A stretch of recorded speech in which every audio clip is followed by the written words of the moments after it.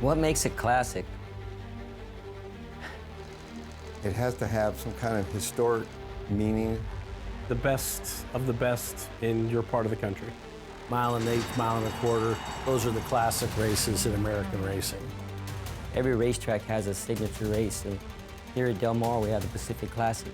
You know, you see the greats who have won the Pacific Classic. Here comes Best Pal, Candy Ride, B. Holder, California Chrome, Flight Line. It takes a classic horse to win the classic. This is the race everyone points towards. They're going to come from everywhere to try and get it. It's $1 million purse. You got to have $1 million race. It takes a horse who's got some gate speed to get position. You need a brave horse. A horse that definitely needs to go 1.25 miles with a very closing finish. You need somebody that's got some polish to him, that's won some races under his belt. This is big-time racing. And it never gets old.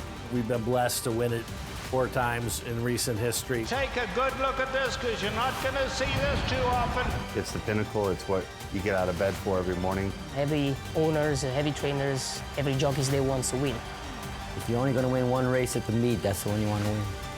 But mainly, if your horse is the best horse in the race and he gets the trip, you can win him. By that very definition, the FanDuel Pacific Classic has the makings of one of the great classics in thoroughbred racing. It was a tradition started 35 years ago. Welcome to the Del Mar Thoroughbred Club on site for FanDuel TV. I'm Todd Trupp. If you go back to that inaugural running back in 1990, it was the amazing Best Pal who got the win, the California bred, one of the most popular in California breeding history, over the Kentucky Derby winner in Unbridled. It brought together some of the best in the West with some of the best from the East. We are getting back to those roots today with Fierceness coming in from the East and taking on one of the best in the West and one of the best in the 3-year-old division in journalism. It is going to be quite a showdown in the 35th running of the Pacific Classic. We've got full team coverage for you here on FanDuel TV, and on our desk joining me, a full member of our team. We got 4 of us here, is Christina Blacker. And Christina, big news, the field of 8 went to a field of 7 with the announcement of a scratch earlier this morning in the FanDuel Pacific Classic. Dramatic news earlier this morning. Nysos from Bob Baffert's barn scratched, will not compete this afternoon. It certainly changes the complexion of the race. He was one of the speed horses in as well, Todd, and without his presence, I think it dramatically affects Fierceness, who ships in here. Let's meet the field for this year's Pacific Classic. We'll go horse by horse, and then we'll get a word from Joe Talamo and from Matt Bernier as well. We start from the inside post with Fierceness, now a 4-year-old, second in the Breeders' Cup Classic over this very track. Towards the end of 2024, he comes back to Del Mar for the first time since that day. Midnight Mammoth, post position 2. They have made no bones about it. They want the lead. He will be sending under Armando Ayuso today. Ultimate Gamble, exactly that. The 3-horse, a $1.7 million purchase. Most recently, crossing the wire second here against Allowance Company, bumped up to the win. Nysos has been scratched, as we mentioned. Minor foot issue will preclude him from competing today. He reroutes to the Goodwood at Santa Anita next out. Indispensable, Paco Lopez is aboard. A middle move in his last race, he was still a winner. He steps up dramatically in class, but an improving 4-year-old could be dangerous at a price. The 6-horse Journalism, your Preakness winner. The only horse to defeat him so far this year, Sovereignty, fastest horse on Beyer Speed Figures in the country. Lure him in, the 7, a first entrant for Sam Walensky here in a championship race at Del Mar. Also his first attempt to win a Grade 1. Tarantino to the outside, Edwin Maldonado will be aboard for Peter Urton. He was 3rd behind Nysos in the San Diego, the local prep here for the Pacific Classic. As we come back to the set, Joe Talamo, I'll ask you next, for the riders in here at a 1.25 miles, what's important for them to remember in the Pacific Classic today? I mean, that's the most important thing, right? It is a 1.25 miles. A lot of these horses are trying to distance for the first time, and they always say pace makes the race. Couldn't be more true going 1.25 miles. We've seen some of these horses, including Fierceness. If you do lay close to a hot enough pace, it will affect you the last 1/8 of a mile when the true running starts. But I think with the scratch of Nysos, it truly helps Fierceness with that one hole, because Johnny V is going to have to make a decision. Is he going to be very aggressive and make the lead, or is he going to let Midnight Mammoth go and try and get outside, where I think Nisos was going to make him have a lot of trouble early on to try not to navigate outside, but he's definitely going to have those two choices to make. Matt, the scratch really changed the race, not only in terms of the competitors, but I think from a handicapping and from a betting perspective, changes it dramatically. I ended up changing my selection in here. How about you in terms of the wagering? Yeah, I stuck with Fierceness. This was a race going into it. I thought it was his to lose. The defection of Nisos changes things a little bit, but it basically, all it does is solidify the two favorites. I put together what I believe to be fair odds in all these runners, the 7 that'll go, the 10 furlong distance. The defection of Nisos, an important one, but I think Fierceness is the likeliest winner. 6-5 to me is a reasonable price. That's just under half the time he would win. The second choice, in my opinion, Journalism at 8-5. I'm not breaking any news that everybody at home can't tell. The big thing then becomes, guys, can you make a case for anyone outside of the top 2? The only one that I could make a side-eyed argument for would be Indispensable. That's the view from our desk just off the paddock here at Del Mar, where the 7 entrants will assemble in the paddock later today in the Pacific Classic. But right now they're back in the barn area, and with one of our key contenders, our reporting teams got you covered everywhere here at Del Mar. We start with Mike Joyce. And Todd, you have to think in any other year they would have had a Triple Crown winner, with Journalism losing only the Kentucky Derby and Belmont this year. But these connections have won the Belmont in the past. As we take a look at the Preakness winner, Journalism, we keep talking to Aaron Wellman in the Eclipse Thoroughbreds, but after he signed the ticket for $825,000 through the sales ring, he got the band back together from their Belmont winner of 2014 in Taprit. He brought in John and Leslie Malone's Bridalwood Stable and Robert LaPenta.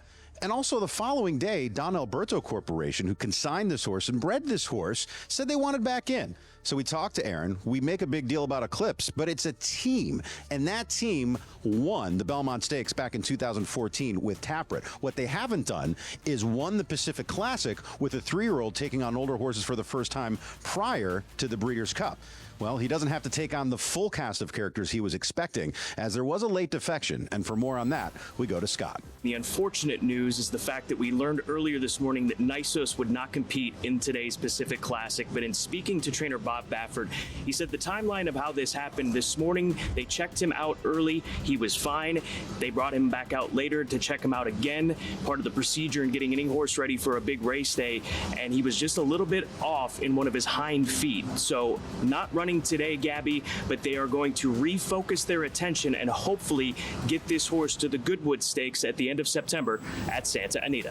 These are new surroundings for Fierceness. He just shipped in on Wednesday night, and historically, shipping in from the East Coast and winning the Pacific Classic has been a tough task. In fact, it has not happened since 2012 when Dullahan did beat favored Game On Dude.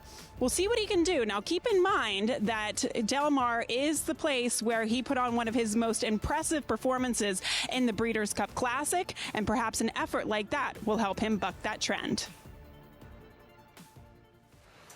Some of the main contenders in the 35th running of the Pacific Classic, race number 10 on our card. The field is coming out onto the track for race number 7, which is 6 minutes away. Coming up next, we will step on the Jimmy Durante turf course to go a mile. Optional claiming company for fillies and mares, 3-year-olds and upward. That optional claiming price, $100,000. First horse we're going to see here, Matt Bernier, is the one, Hannah Buckle, currently up on the board right now at 7-1. She ran really well last time, winning for Leo Powell's barn. That was off a lengthy layoff. We hadn't seen her since the beginning of October. She scores by almost 2 lengths. Fast figured the only knock, Joe, would be perfect trip that day. Going to need to work it out again today. Yes, she is, especially in a big field. Here's a 2 Spicy Bug. This is going to be her second race off a year layoff. Is stretching out from a 5/8 distance. Here's the number 3, Royal Charter. Coming off a bit of a layoff. Another one for Leonard Powell's barn, 31-1. John Velasquez will be doing it right. Number 4, Valdez, feeling pretty good prancy out there with Flavian Pratt, your current favorite at 9-5.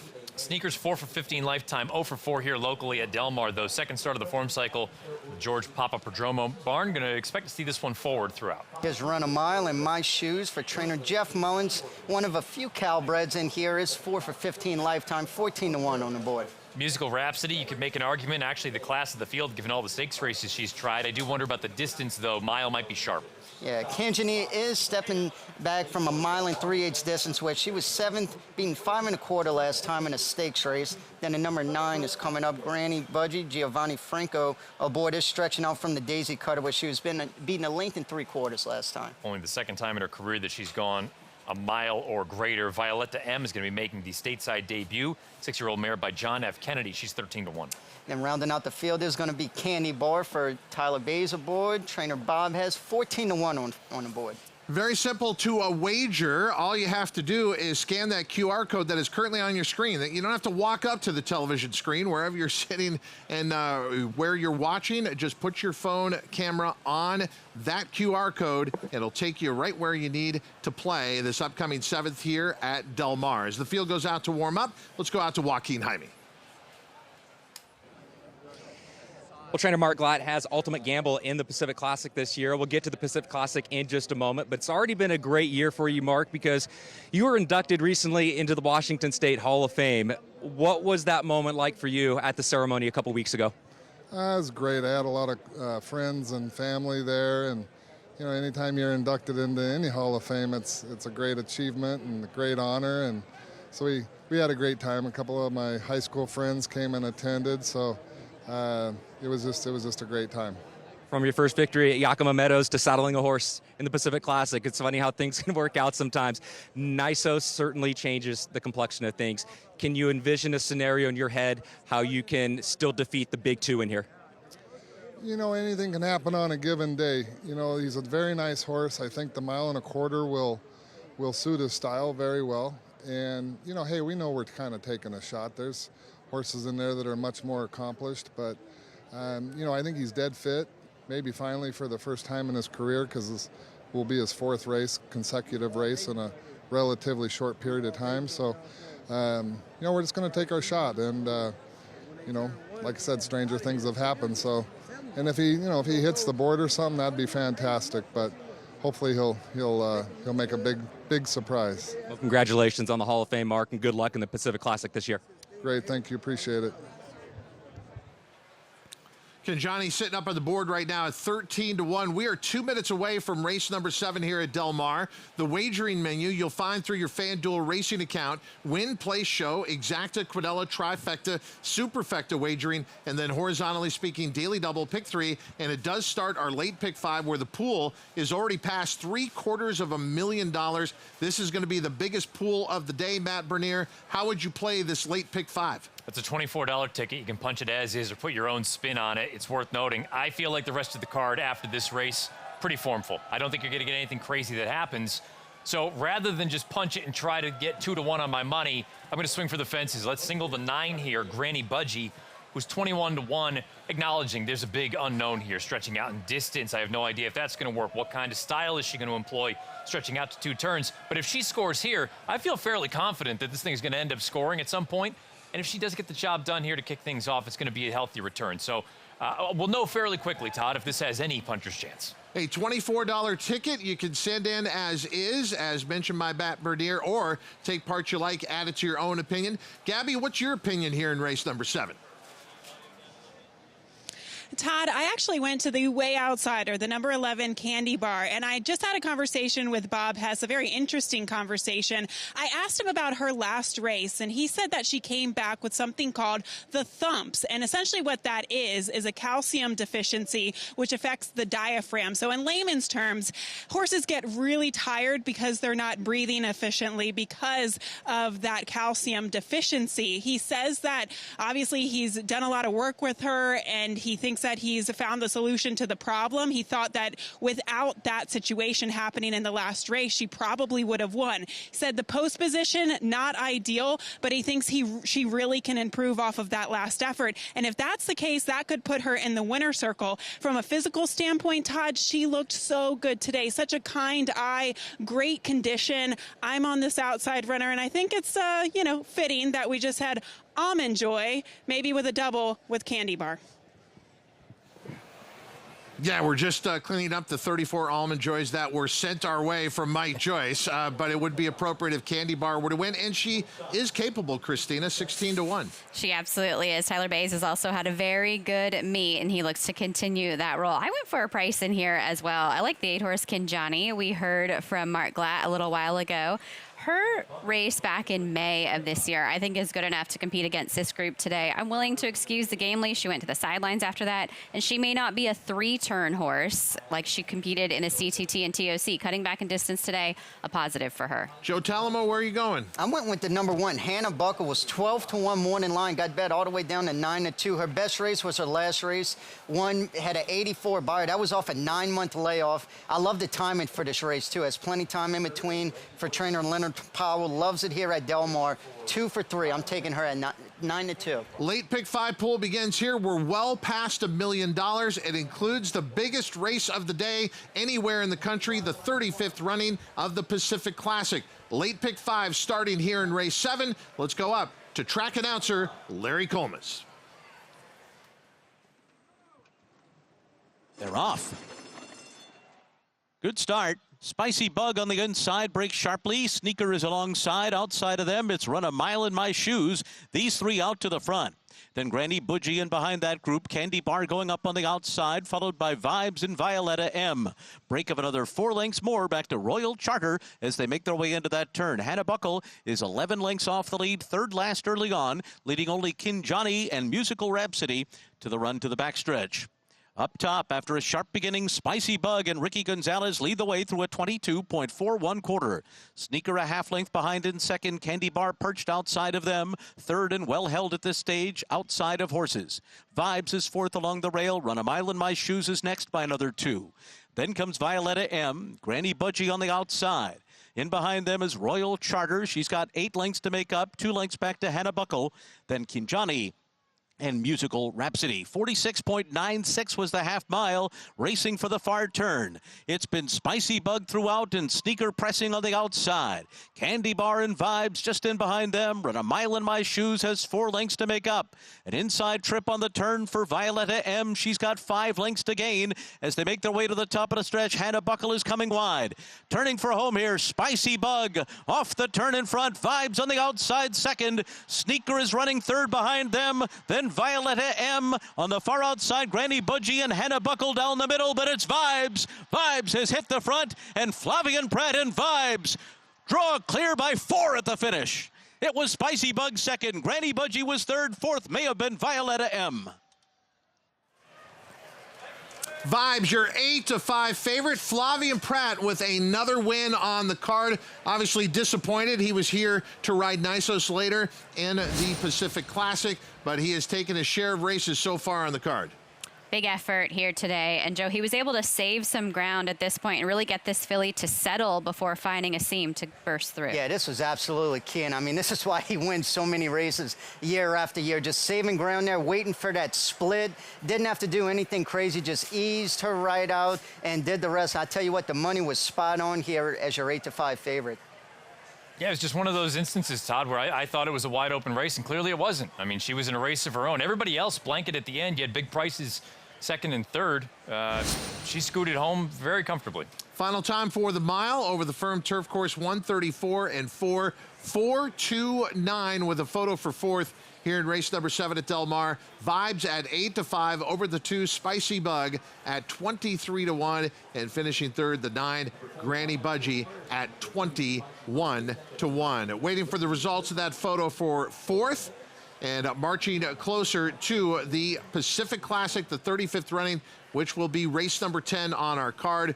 Before then, after this 7th race, the upcoming 8th will be California-bred Maiden Specialway Company going 6 furlongs for 2-year-old fillies in there. But we still have some big turf races to come later on. After the after the Pacific Classic will be the Del Mar Handicap there as well. And 4:29 here in race number 7 at Del Mar.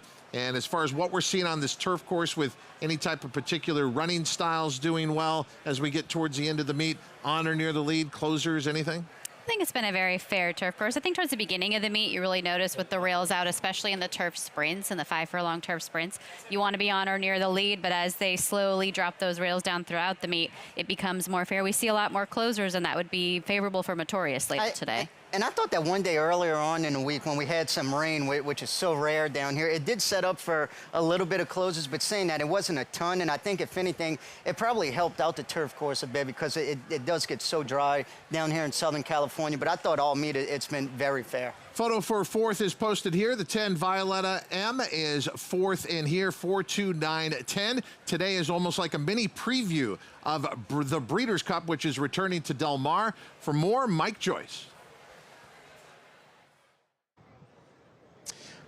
Happy to be joined by Drew Fleming, who is the president of the Breeders' Cup here, and it's a Breeders' Cup kind of day with the Win in Your Ins. Let's talk about the Win in Your In series, specifically today, with the races we have going and the Breeders' Cup being back here in just a couple of months. It's very important today. Well, we've got three great races coming up right now. It's part of 93 races in 15 countries and 5 continents that are very simple. You win and you're in, and it's all coming to Del Mar October 31st, November 1st. Let's talk about the Pacific Classic. Obviously, the defection of Nisos takes a little luster out of it, but we have the Preakness winner. We have one of the best 4-year-olds in the country in Fierceness. It really is shaping up like a classic and a preview of what's to come Breeders' Cup Classic. I mean, you have journalism, you have Fierceness. I think just the classic division this year is fantastic. There's a lot of great horses that have stuck around, got some new ones as well, and it's going to be an amazing, amazing Breeders' Cup. A lot of the criticisms we get in the sport is your stars don't stick around long enough, but this year we have a wealth of stars in that classic division. That Mind Frame, Sierra Leone, to name a couple others. It's going to be an amazing Breeders' Cup Classic as well as our other 13 races. Our team couldn't be prouder. The world is coming to where the turf meets the surf in short order. I know you can't play favorites, but how much do you love it here at Del Mar? It's pretty easy. I mean, you get to go to the beach, get to be in sunny Del Mar. You guys put on a wonderful show. We'll be here for the 4th time, and it's a testament, I think, to California, to the fans, to the team at Del Mar. It's shaping up to be a wonderful World Championships. Well, thank you for joining us, and of course, bribery is frowned upon, but I'm not above it. So here's a nice Cohiba for you. Keep Del Mar in the mix for future Breeders' Cups, please. Good man. Thank you very much. Honored to be here. All right, that's Drew Fleming, president of the Breeders' Cup, and he's going to be enjoying a nice heater in a minute. Well, as Drew alluded to, it is quite a division in the biggest race for the Breeders' Cup, the Breeders' Cup Classic division, and we're finally going to get a chance to see where some of those 3-year-olds figure with some of the older horses. Journalism coming up later, taking on older horses for the first time at the Pacific Classic. Meanwhile, here in the 7th at Del Mar, Christina, it's Vibes. Vibes comes home a winner for Pete Urton, who's very quietly had a really exceptional meeting. That's his 8th winner from 32 starts, about 25% of the time. He's getting his picture taken out here. The daughter of Collected picks up her 3rd lifetime score. As mentioned, race number 8 coming up next is California-bred maiden special weight company for 2-year-old fillies in the early wagering. Miss Kona is our favorite at 7-5. We'll have much more discussion about the 8th at Del Mar, but the biggest race of the day is the 35th running of the Pacific Classic, and one of the biggest contenders is Journalism, a 3-year-old, the only 3-year-old who participated in all 3 races of the Triple Crown. But how is he training coming in to the Pacific Classic? We'll have more with Simon Bray on that when we return.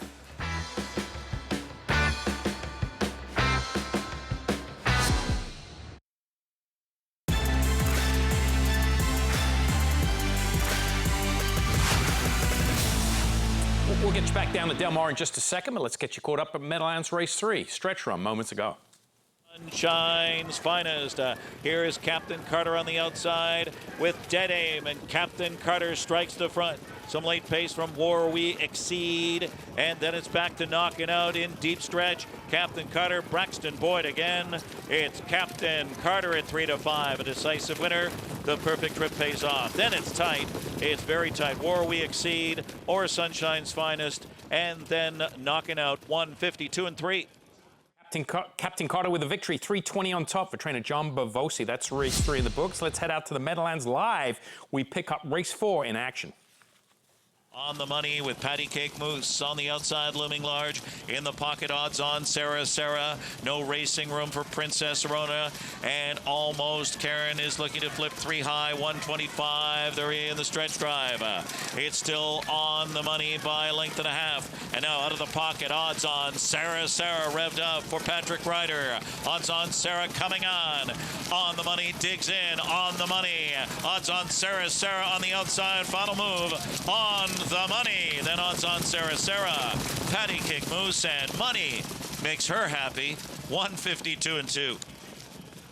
6-8 in race 4 at the Meadowlands. Once that becomes official, you'll see those prices scrolling at the bottom of the screen. As we were talking before the breakdown at Del Mar, what a setup this Breeders' Cup Classic appears to be on November 1st. This is what the division headliners look like right now. 2 top 3-year-olds, Sovereignty and Journalism. Nisos, obviously we're going to see him in the Goodwood. And then Sierra Leone comes back tomorrow in the Jockey Club and takes on Mindframe again.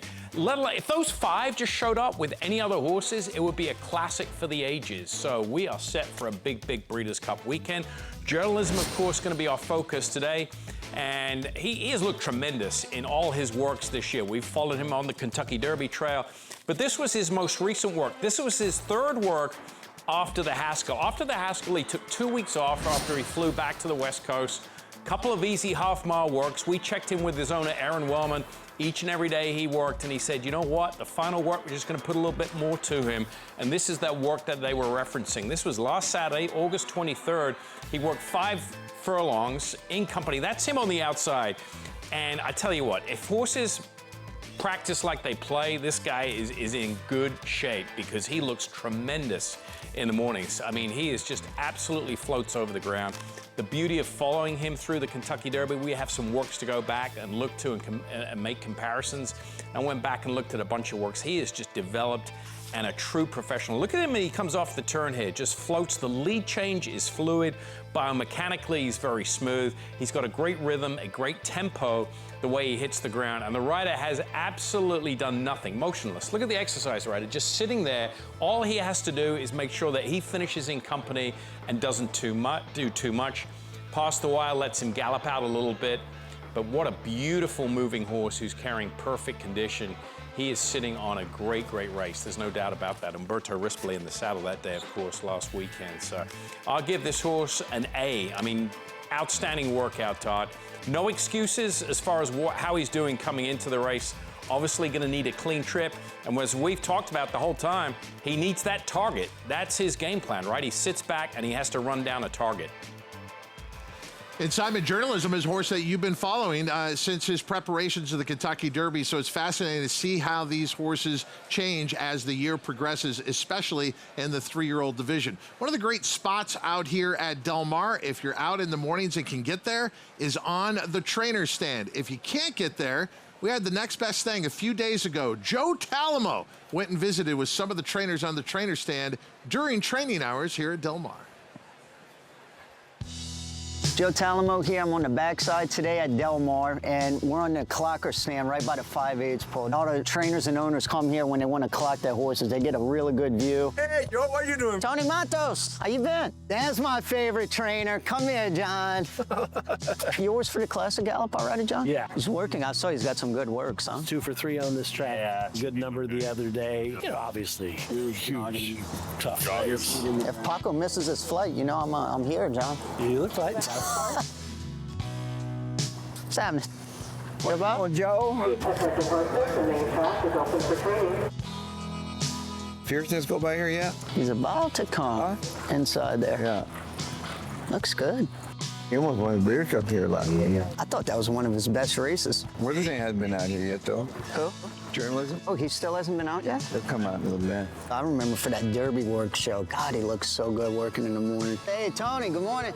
Well, it looked like he was home bringing the Derby, didn't he? Yeah, I did. Except for me. All done? Big John, good luck this weekend. My man. Good to see you. Joe, that's a different perspective for you. Normally you had been on horses going by the trainer's stand. Now you were standing there with the trainers. How was it to reconnect with some of those? It was fun. It was interesting. I don't think I've ever been on a trainer's stand without a helmet on my head. So a lot of them, it took them a while to kind of second guess and see. But it was fun. Saw a lot of old faces. It's funny how things back there don't really change too much. I mean, it was quite. I know I was back there last year, but kind of the same old faces. And it's so good to see everybody. I think 50 people ask me when I'm coming back. I'm like, I'm very happy with FanDuel TV right now, but we'll see. Joe Talamo on the trainer's stand and getting a perspective. Very few get unless you get up early here at the racetrack. All right, let's get back into the racing action on this Pacific Classic card. Checking in with Scott Hazelton. Peter, Miss Kona, the number 5 horse, wasn't exactly the fastest early, but she came rolling late to finish second on debut. How do you feel about her jumping away from the starting gate here this afternoon? Well, I don't know if it's so much as the starting gate, but for second-time starters, usually a little more precocious, a little more alert, and we're hoping that she breaks and doesn't have as much to do today.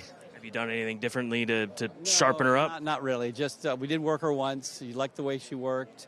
We stood her in the gate, but I don't think it was just a question of just, new territory. I'm hoping.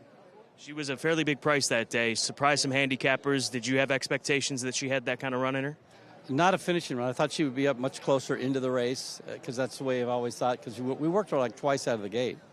And both times, it just depends who you're working them with. So maybe she just looked good against the slow ones I worked her with out of the gate.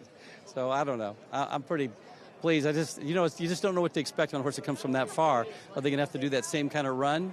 Or, or is she going to be a little closer, a little more contention today in a perfect world? Best of luck today, Peter. Thanks.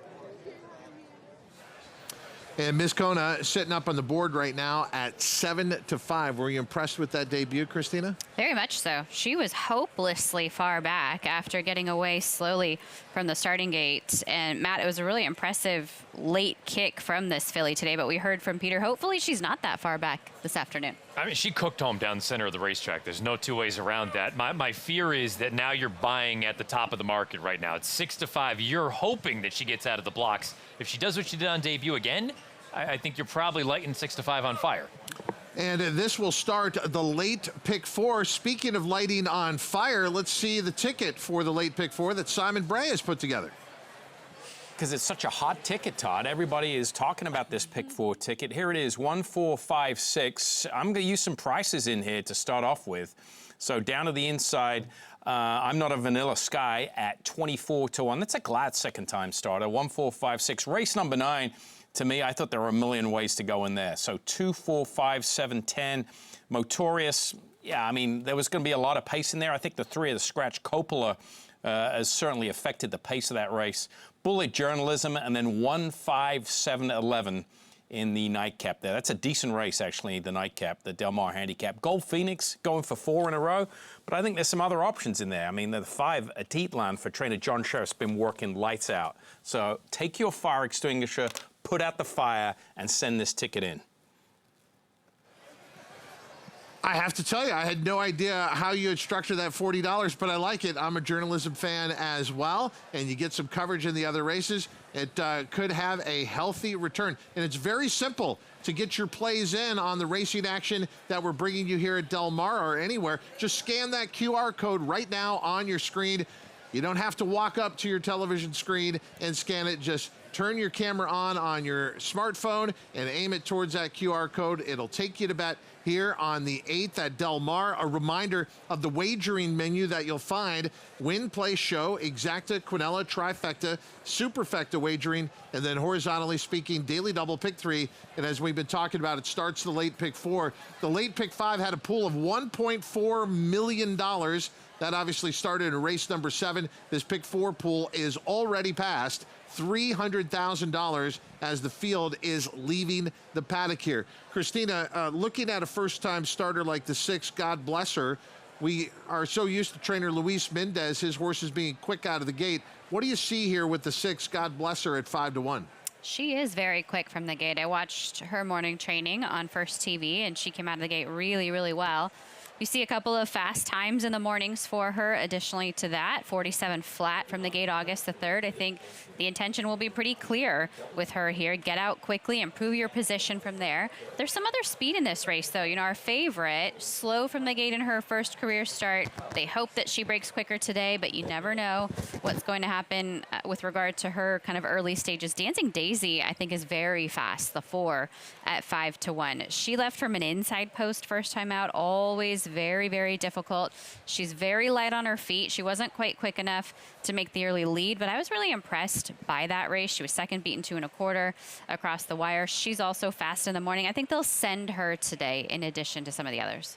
Our post parade will start with the 1, I'm Not Vanilla Sky. Yeah, making her second career start. Blinkers on today for trainer Mark Glad. Here's the number 2, Cash, 5-1 on the board. Third last time out at this same level at Del Mar. You see Cecilia Street here momentarily, a second timer for the Leonard Powell barn. Blinkers on, 30-1 on debut. Ran like a 30-1 shot. Hopefully you get a forward move here with the equipment change and the experienced 2-year-old daughter by Stanford. Yeah, hopefully those blinkers on for her will help out a lot. The number 4, Dancing Candy, coming off that second place effort. That was on the turf, but her work since then, really, really nice. Kyle Frey is aboard for trainer Sean McCarthy, and there she is, just coming out there. And she made a really good impression, too, in the paddock walking around. Had her ears up, looking very happy for her second career start today. I'm with Christina. I like everything about this filly. I thought she ran a winning race on debut. She just found one better, but she was 4 clear of the rest of the field. The 5, Miss Kona, the heavy favorite right now at 6-5. She's just got to get out of the box a little bit quicker. If she does, we saw what she was capable of finishing on debut. So number 6, God bless her, one of 2 entrants for trainer Luis Mendez. Edwin Maldonado aboard. Does have some very good works for her debut today. And here's the number 7, Lady K Westfall, another one for Luis Mendez. Blinkers off today for her second career debut. Did show some early speed, faded to 5th, beaten 10. Shady Stripes, 68 by her fastest race in the field. Even faster than your favorite right now. That was on debut. Hopefully you get a forward move here. Second time with blinkers on. Then Jacqueline Lucas, the first-time starter going out for the Steve Miotti barn at 30-1, rounds out the field.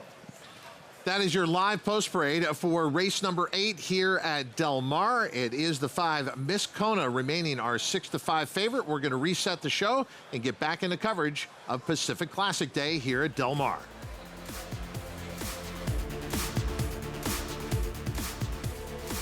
And a very special welcome to those of you joining us for the first time on Masson. I'm Todd Trupp, very pleased to be with a full crew here for the biggest day of the year at Del Mar and one of the biggest races of the summer anywhere in the country. It is Pacific Classic Day. The 35th running of the Pacific Classic is race number 10 on our card. We're up to race number 8 on our desk just off the paddock. Joining me is Christina Blacker, jockey Joe Talamo. You've seen him on NBC for the Triple Crown as well as the Breeders' Cup. One of the best analysts in the country, Matt Bernier. We've got you covered here with our insight by the paddock, but we've got a team that is all over Del Mar covering the very latest leading up to the 35th running of the Pacific Classic. Mike Joyce, Scott Hazelton, Gabby Gaudette, and in the FanDuel TV studios, Simon Bray. Simon, happy Pacific Classic Day. Thanks very much, guys. Yeah, great to be part of this action this afternoon, and what a lot we've got on tap for you if you're just joining us on the Masson Network. Our 3 big races on the card today, races 9, our feature race, the big one, the Pacific Classic, race 10, and race number 11. Some of the highlights, of course, in the Daisy Cutter, race number 9, Motorious looking for a 3-peat at the age of 7. That's unheard of. Sprinters hanging around to the age of 7. That's a grade 3 event, race number 9. Then we've got East versus West in the $1 Million Pacific Classic. Fierceness coming in from the East Coast, taking on Journalism. Unfortunately, scratch earlier this morning of Nisus, who would have been one of the big 3. They're going to wait for another race later on down in September at Santa Anita. And then, of course, the nightcap, the Del Mar Handicap. Motorious going for 3. Gold Phoenix going for 4. 4 consecutive wins on the line for Gold Phoenix in the 1 3/8 Del Mar Handicap. So much on store, and our crew is down at Del Mar, ready to take you through all the action, Todd. Simon, we are having a great time down here, but the best is yet to come. And all this racing action we're bringing you, you could be playing right now through your FanDuel racing account. Great betting opportunities everywhere you look on this card at Del Mar. And if you're a horizontal player, this is the start of the late pick 4. The late pick 4 pool is approaching $500,000. It's going to go up exponentially. It begins here in race number 8. big graded stakes races ahead, but this 8th race to start everything is a competitive California-bred maiden special weight event for 2-year-old fillies. Matt Bernier, what do you think of our favorite, the 5, Miss Kona, at even money? It's hard not to be taken by the tape. If you watch that debut, she finished like a house of fire. She just has to get out of the starting gate. If she doesn't do that, then she's up against it again at a short number, even money. I'd expect her to move forward, but I think to Christina's point, to Joe's point, there may be some other alternatives in here. I went to the 4 Dancing Daisy. The family's not great overall, but the success that they have had has come on the main track. I thought she ran a winning race on debut, and I'm not all in on the workouts in the mornings, but the tape of that most recent work on August 1st would make me think that she's headed the right direction. We're 3 minutes away for all wagering on race number 8 at Del Mar. Let's get more insight with Gabby Gaudet. Here, trainer Luis Mendez, who does send out 2 in here, one of them being God Bless Her. She is a tall, lengthy filly. What has she shown you in the morning here for her debut? You know, she's showing a lot of talent. I think she's on the best of since we broke her, and she's on her best moment. She was a little, I don't know, anxious, a little nervous in the beginning, but whatever we are doing seems to be working, and that's why we're here. Hopefully we get lucky. Your other filly in here, the 7, Lady K Westfall. What do you think she got out of that debut? The blinkers are coming off today. What led you to that change?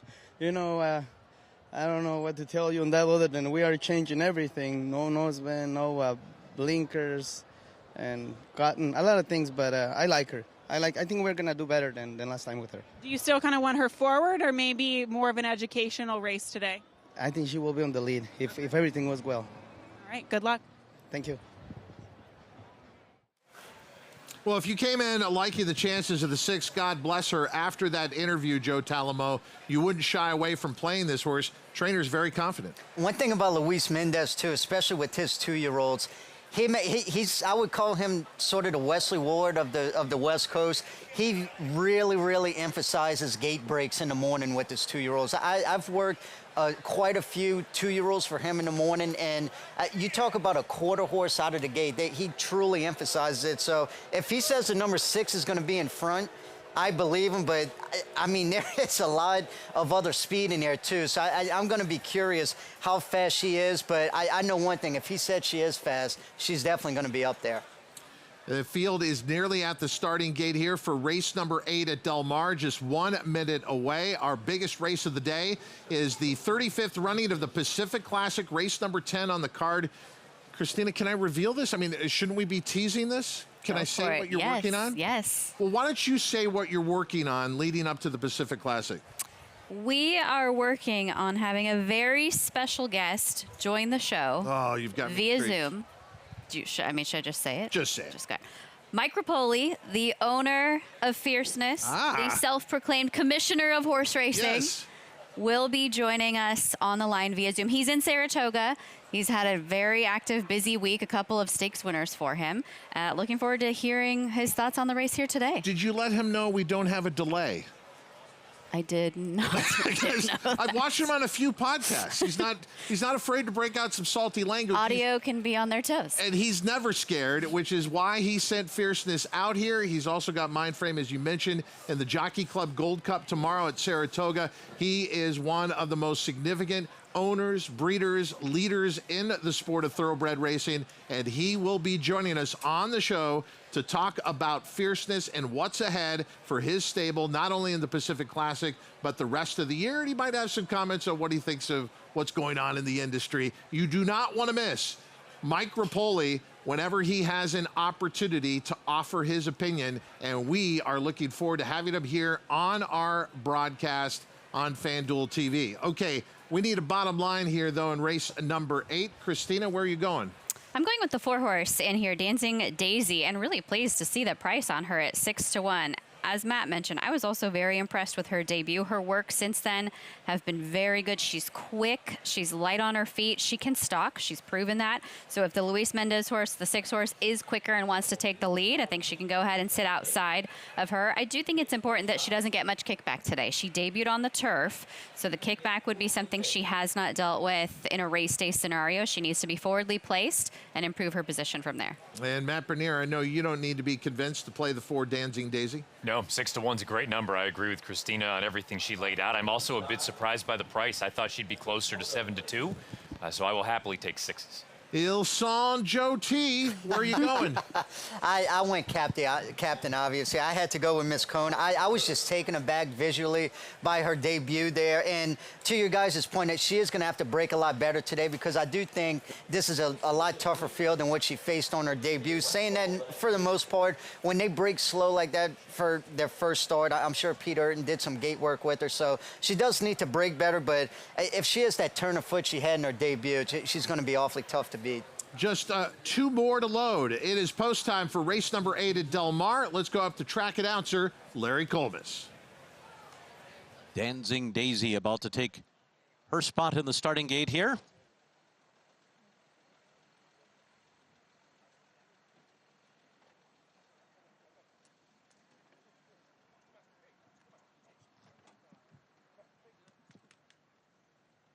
Stepping up to stall 4 here, Dancing Daisy just about in. Shady Stripes and Jacqueline Lucas complete the line. Shady Stripes, Jacqueline Lucas in. They're all in line. They're off. Miss Kona bobbled just after the start. It is Lady K Westfall on the outside and cashed along the rail. These two to vie for the front. And Miss Kona, the favorite, is well last early on. So these two front runners are just ahead of Cecilia Street, who's running along in third. Shady Stripes to the outside, moves up alongside of her. I'm Not Vanilla Sky is fifth along the rail. Then Dancing Daisy, God bless her, break of another 2 back to Jacqueline Lucas. And Miss Kona, the 6-5 favorite, is last in 10 lengths from the front. They make their way around the far turn. Lady K Westfall ran a 21.85 quarter, leads it by a length.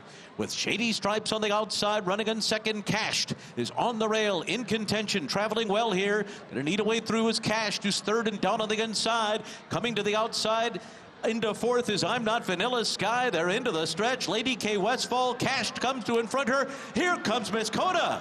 Here comes Miss Kona, who is so far behind, roaring down the center of the track. Cashed, and Miss Kona will decide it. It's Cashed on the inside, Miss Kona on the outside. That start didn't bother her at all. Miss Kona rolls home. Cashed was second. Lady K Westfall in a photo with Jacqueline Lucas.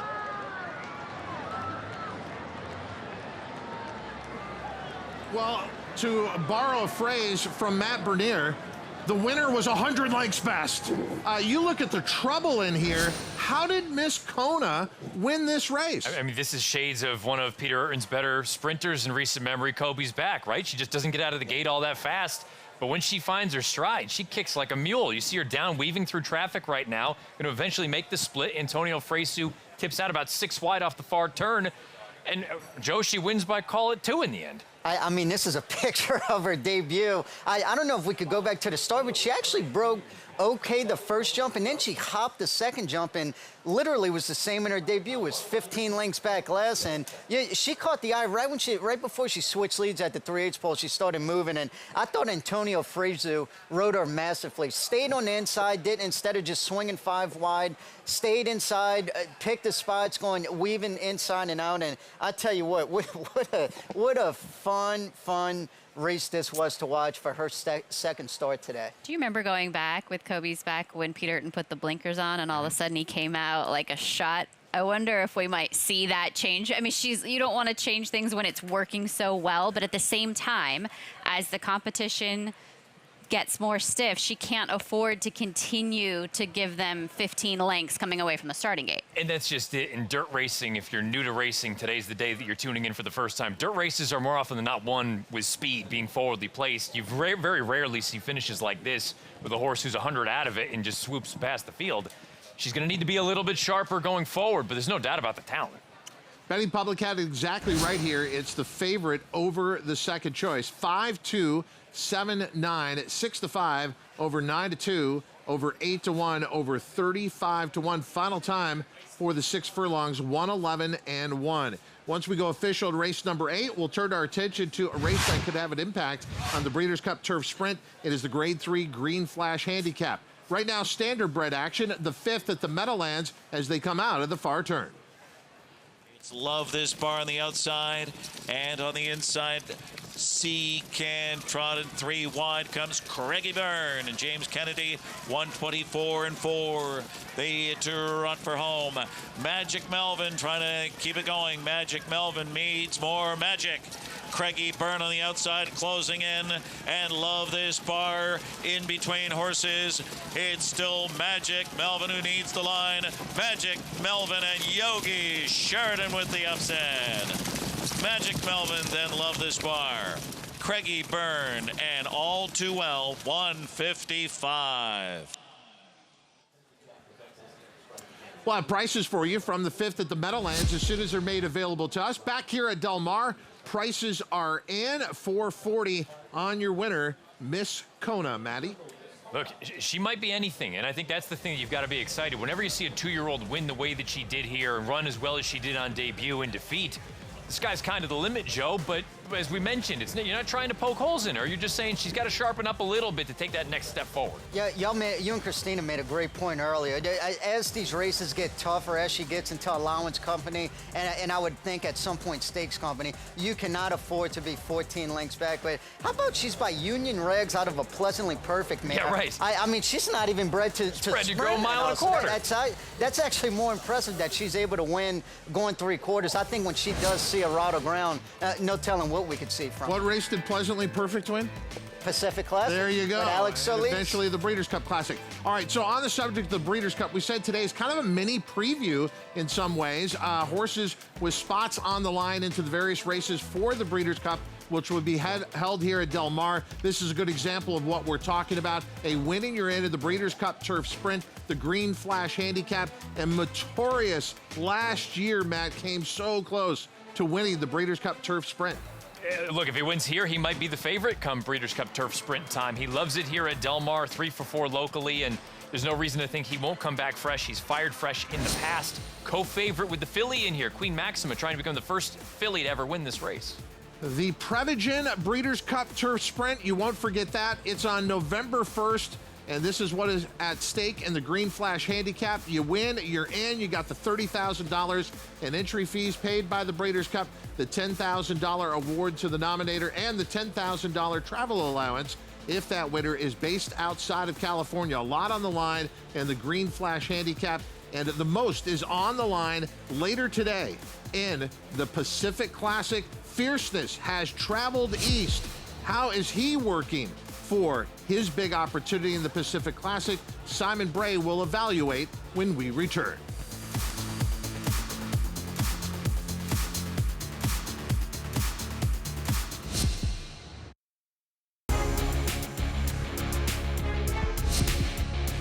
And welcome back to the FanDuel TV studios in Los Angeles. Simon Bray. Our Pacific Classic coverage rolls on before we get back down to Del Mar. As promised, Fierceness shipping in from the East Coast for owner Mike Rapoli, trainer Todd Pletcher, who's coming off a disappointing effort in the Whitney.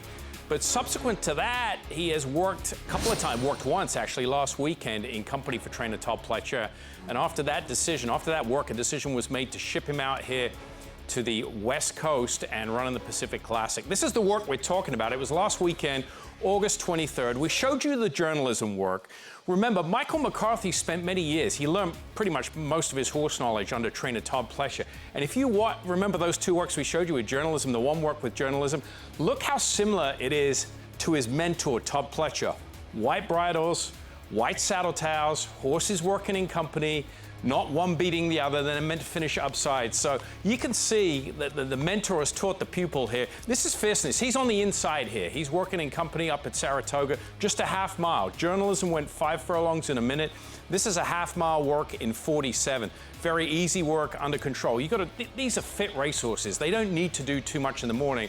What they're doing is just open up their lungs, stretching their legs, and telling the trainer that they're in good shape, and that's exactly the case here. So Fierceness, I thought, was a very good work, exceptional work here.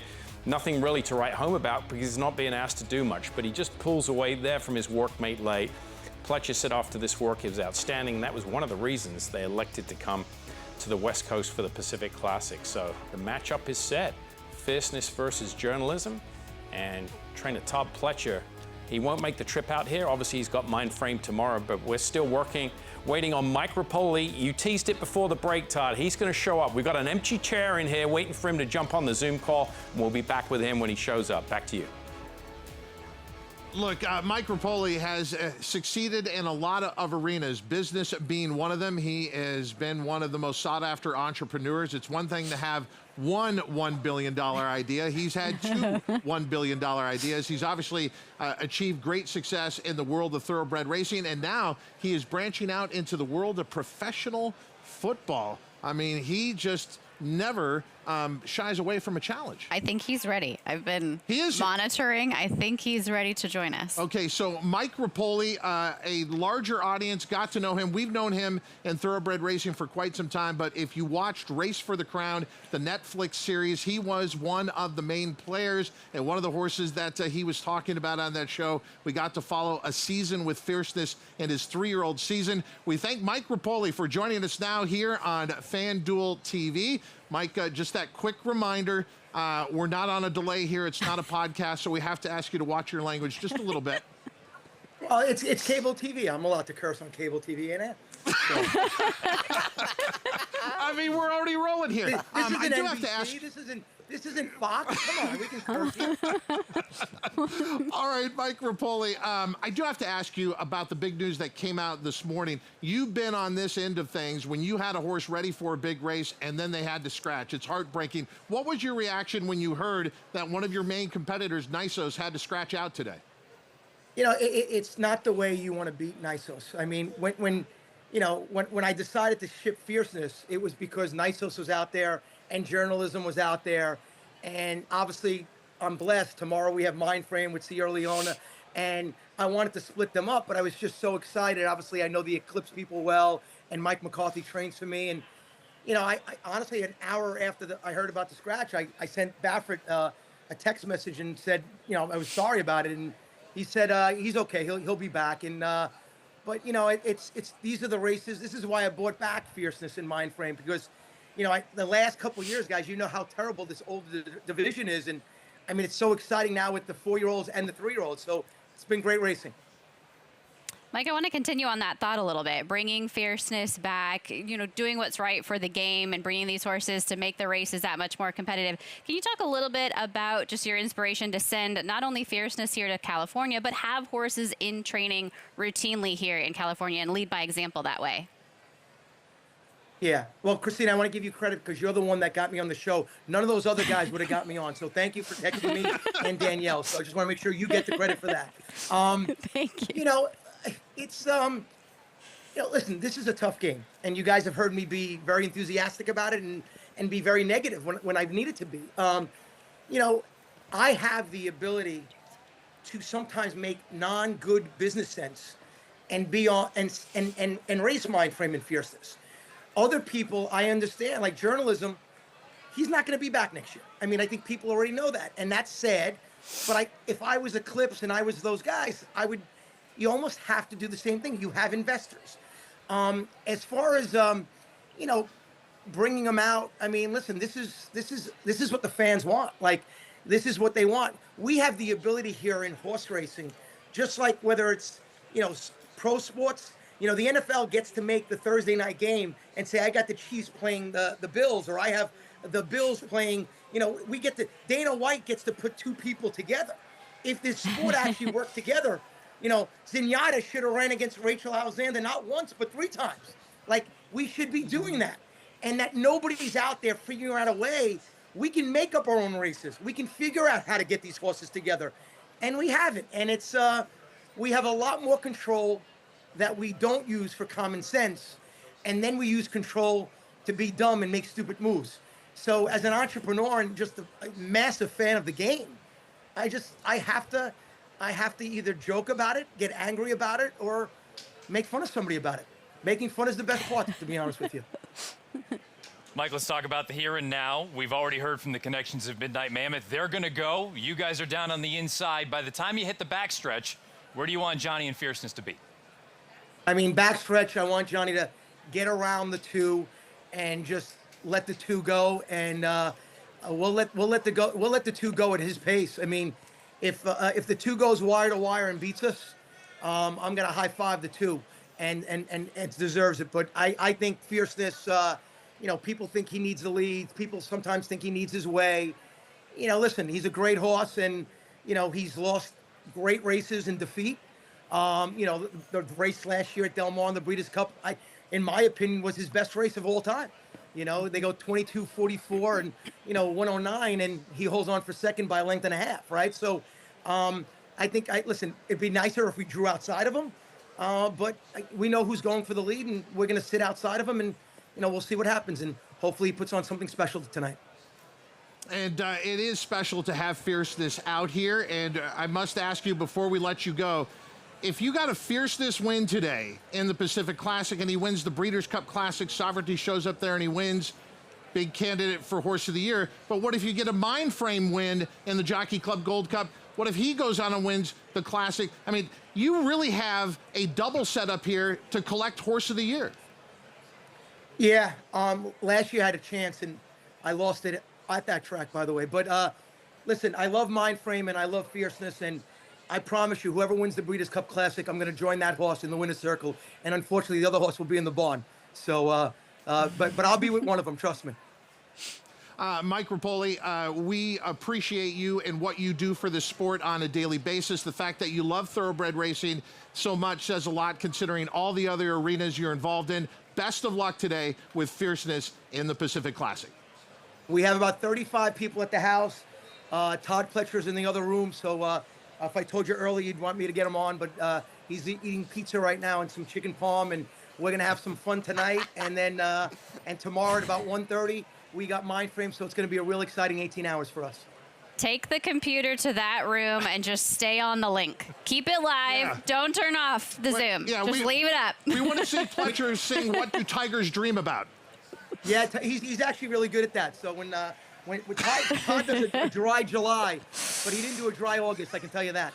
So we'll have some fun tonight. Mike Rapoli, enjoy the rest of your evening. Fierceness coming up in the 35th running of the Pacific Classic. What a showdown it's going to be. One of the best in the East against one of the best in the West with journalism. Meanwhile, we have the field assembling in the paddock here for race number 9, the race before the Pacific Classic. Race number 9, a win and you're in to the Breeders' Cup Turf Sprint. It is the Grade 3 Green Flash Handicap. Notorious, rightly so, your favorite at 8-5, as we were talking about, Christina, came oh so close to winning the Breeders' Cup Turf Sprint last year. He's an incredible horse. He's 7 years old. They space his races, which you see a lot with sprinters and with turf sprinters as well, but he just fires every time, and he loves this course. You look at his record here at Del Mar. He's 3 for 4. His only loss, that second place finish to Starlust in the Breeders' Cup Turf Sprint last year, and I went back and watched that race. Starlust followed him through along the inside. They were saving ground together. He was the live cover for Starlust. Starlust was able to continue to save ground and to cut that corner, and Notorious had to angle to the outside. Idling, angling, it cost him the race. I take nothing away from the winner, but he could be a perfect 4 for 4. You could be looking at a Breeders' Cup Turf Sprint winner. For more on Notorious, Scott Hazelton. Phil, let's start in this race with the 2 horses that you have with Sorrento Sky. What does he need to get done to pull this one off? Sorrento, I think he needs to break better. Last time he was a little antsy in there, kind of hopped up, cost him a little bit. But, it was a small field. He didn't have a lot of pace to run at. Today, I think he'll get some pace to run at, but he should be sneaky good in here. Notorious looking for 3 in a row in the Green Flash. What's been the key to keeping him going so steady for so long? Yeah, just having a great owner in Tony Fanicola. Just let me manage these horses, and when you can do it the right way, you give them time when they need it, and you press the accelerator when they're doing good, and we're doing good. So here we are. So you've pressed the accelerator to get to this point with Notorious? Yeah, he's been kind of in on mode here for the last month, just kind of keeping him sharp and happy, and he likes it down here. And hopefully we can make it 3 in a row. Best of luck. Thank you. How about Scott Hazelton teleporting himself as the field comes out on for the post parade here, and the Green Flash Handicap beyond brilliant 35-1. Yeah, cutting back in distance today from 2 races back-to-back, going a mile after more than a year-and-a-half layoff. None Hudson goes on by for trainer Wesley Ward at 16-1. The 3, Coppola is out. That brings us to the 4, Sorrento's Sky. I thought he was against the bias at the track when he ran most recently. He could certainly spring an upset at 9-1. Yeah, here's the number 5. Coming off a second-place effort here at Del Mar. It's 5 for 16 lifetime. Should definitely be part of the early pace here. Book Smart won in gate-to-wire fashion most recently on July 25th for Bob Hess Jr. Going to try to wire this field again at 30-1. This is going to be my top pick, the number 7, Boss Sully. Won last time out here at Del Mar, but back at Churchill in May, I thought ran a really good second in the turf sprint. Just got a little tired after moving a touch early. I don't have a good read on Sumter. You could tell me that he threatens to win. You could tell me he runs last. I wouldn't be surprised either way. The only thing I know, he's 33-1. First piece is coming up. Hall of Famer Mike Smith aboard from Mark Glad, coming off an 11-month effort where he won the Eddie D Stakes at the odds-on favorite. A win today from Motorius very well could solidify favoritism for the Breeders' Cup Turf Sprint here in November. He is 8-5. The 11 Queen Maxima, only filly in this race, was before her last race, had 5 wins in a row sprint, and they tried 2 turns last time out. I doubt she's going to do that again. Reef Runner's a nice turf sprinter based on the East Coast down at Gulfstream Park for trainer David Fox, taking on much tougher here with an outside draw. Number 13, Wound Up. How about this one? Looking for 7 wins in a row for trainer Librado Baraccio. Kyle Frey aboard, 26-1. Jojo, you brought up the trainer of Wound Up, Librado Baraccio. What a fascinating background. It's almost as if it's out of a movie, and it makes sense because he graduated from UCLA Film School, but he also felt the pull of the racetrack. I've been in horse racing about 20 years. You know, I'd go 3 or 4 years, and then I would take 2 or 3 years off because I'd be doing a film. I'm a filmmaker, and I produce, direct, and sometimes act. They're both big dreams, you know. As a trainer, you have to make it happen. You can't just sit there. You got to go find that horse and develop that horse and make it to come to fruition, just like the movie business. So I think those are the 2 parallels.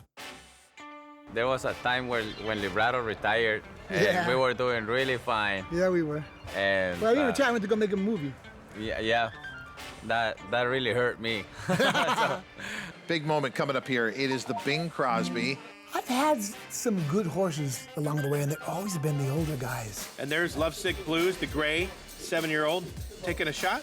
My family was there. They bet a lot of money. I'm like, oh my God, what are you doing? What are you doing? Lovesick Blues has run a big one on the outside and is trying to close the gap at 18-1. I started jumping, I guess. I felt like I was in a fight. And Lovesick Blues and Giovanni Franco have won the Bing Crosby. Hey man, a miracle's happening. I prayed hard.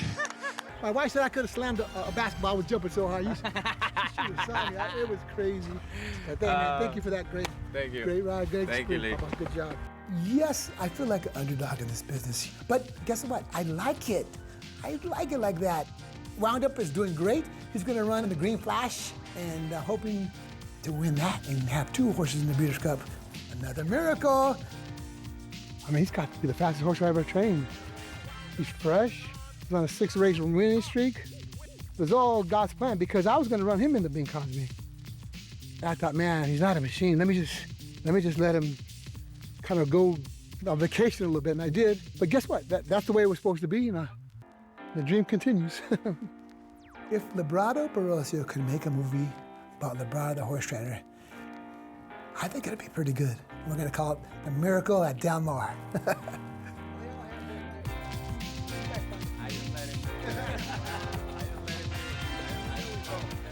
And Joaquin, whether or not Wound Up wins here, he's already a miracle. They claim this horse for $10,000. They have not looked back with this win streak continuing.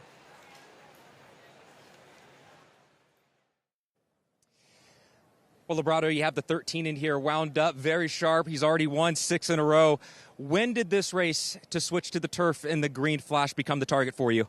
Well, you know, it's a funny story. I think I told someone recently, well, what happened is I was aiming for the Bing Crosby, and I fell behind in his training a little bit because I gave him a little break, and I kind of made the switch with Lovesick Blues as a blessing, and then I said, okay, he goes great on the grass, so I decided to put him here, and hoping that it's another miracle. And I think he loves the grass, so I'm looking for a big effort. I pray. From the day you claimed him, from a 10 claimer at Pleasanton to winning an allowance at Santa Anita, has he already exceeded your expectations off the claim? By far. It was such a blessing. You know, my guys work hard on him, and he's a gentle horse. I mean, he knows I think if you take care of him, you make him feel good, he'll pay you back, and I think that's what he's doing for us today. And I'm hoping that he can continue and get us 2 entries in the Breeders' Cup. That'd be nice, huh? Yeah, that would be nice. And one on the main track and one on the turf. Librado, appreciate the time. Good luck here in the Green Flash. Thank you, Joaquin. Appreciate you. All right. And currently sitting up on the board at 19-1. The field is stepping onto the turf. Gabby. Todd, I just wanted to talk about one long shot in here. It's the number 2, No Nay Hudson. So this horse did run in the Green Flash last year, and he lost by 3/4 of a length to Motorious. He's going to hope to turn the tables today. And the difference this year is that he actually shipped in early. So last year he shipped in just on top of the race. And Blake Heap, who obviously manages a lot of Wesley Ward's horses on the West Coast, thought that might have taken a little bit of wind out of his sails. So he has been here for the past couple of weeks. He's gotten a work over the turf course, and he was a standout when I saw him in the paddock schooling yesterday, and the same case today. I don't know how this horse is going to run, but I certainly wouldn't be surprised if he outruns his odds at 17-1, just basing my opinion on how he has looked in his presentation today. Simon? Yeah, thanks very much, Gabby. Of course, we're 4 minutes away from somebody punching their ticket to the Breeders' Cup Turf Sprint. There are 4 tickets been punched already. Asfura won the Nunthorpe Stakes. Very good Group 1 race up in York, over across the pond. American Affair, the King Charles III Stakes. Grade 1 event, of course, AG Bullet, Silver Bullet, the Jaipur for trainer Richard Baltus. And earlier today, Bear River taking the Mint Kentucky Turf Sprint at 19-1 for jockey James Graham and trainer Keith DeZormo. So one more is in line to get that ticket to Del Mar Breeders' Cup 2025. Todd? Simon, we're making it very easy to wager on these races. If you're watching at home, just take out your smartphone and put it into camera mode and scan that QR code on your screen. You don't have to walk up to the screen. You just, right from where you are, put that camera on the QR code. It will take you to your wagering options here on race number 9 at Del Mar. And Matt Bernier, this is a fantastic betting race, one of the best betting races on the card. We also offer the money back special. We'll show you some of the selections from our team. You have the 9 in here at 10-1. That's first piece. Going to take a shot with this horse. He's 5 years old. First start since September of last year, but the last 2 times off of lengthy layoffs. He's fired fresh. He's gotten the job done. 5/8 is an unknown, frankly. I don't know if this is going to be to his liking or not, but he likes it here at Del Mar. He ran a giant race in the Wicker last year. If he does anything close to that, he's going to make these other big horses earn it. JoJo, what do you like about the 7 Boss Sully? I remember being at Churchill Downs, I think we all were, when he ran in the turf sprint that day. Obviously a lot of rain there. Derby day, I thought ran a really good second that day. Opened up down the stretch, and as we know, Churchill Downs has one of the longest stretches in America. Made the lead, just got a little bit tired that last part. That was going 5.5. I love the cutback going to 5 today, where he just won an allowance race here back in July. The Green Flash handicap as far as successful jockeys in this race. Look at this. Most wins by a jockey. No. What? Do you want to grab the white pants and get out there? I had no idea. That's crazy. Now you know. Joe Talamo, all-time leading jockey in the Green Flash. Brian Coroner right there with 3 wins. Christina, I feel like we haven't talked enough about the filly taking on the boys. That is Queen Maxima. After her win at Churchill Downs, I thought she was the leader of this division overall. They took a shot going long. Do you think she'll get back to her winning ways coming back to sprinting? I do. I think, they tried the mile distance with her in the Oceanitas. Jeff Mullins talking about how he thinks she's very versatile, and the mile may still be within her scope at some point. She had a tough trip that day. She never got the opportunity to run. So I think you can count on her being in good form, and her best form is competitive with the boys in here. What I found really interesting, Todd, with her and with Motorious, a lot of the talent, the real horses to beat, are on the outside in this race, which can be a little bit difficult. You're going to have to use them pretty aggressively to establish forward position from those outside posts. Trainer Jeff Mullins looking on as the field has reached the starting gate here for the Green Flash Handicap. It is a spot on the line, part of the Breeders' Cup Challenge Series, leading to the Breeders' Cup Turf Sprint. Phil D'Amato, short walk to the winner's circle. If he were to get there with Motorius, they thought they might end up in the winner's circle last year in the Breeders' Cup Turf Sprint. As Christina mentioned, kind of an unlucky trip, finishing second, beating a neck. But they want to go back with a big chance this year, and here's their chance in the Green Flash Handicap. Let's go up to track announcer Larry Colmus, a spot on the line in the Prevagen Breeders' Cup Turf Sprint. It's the Green Flash Handicap here from Del Mar, live on FanDuel TV. Boss Sully second last, and Wound Up will take the outside stall. Wound Up moving in. They're all in line.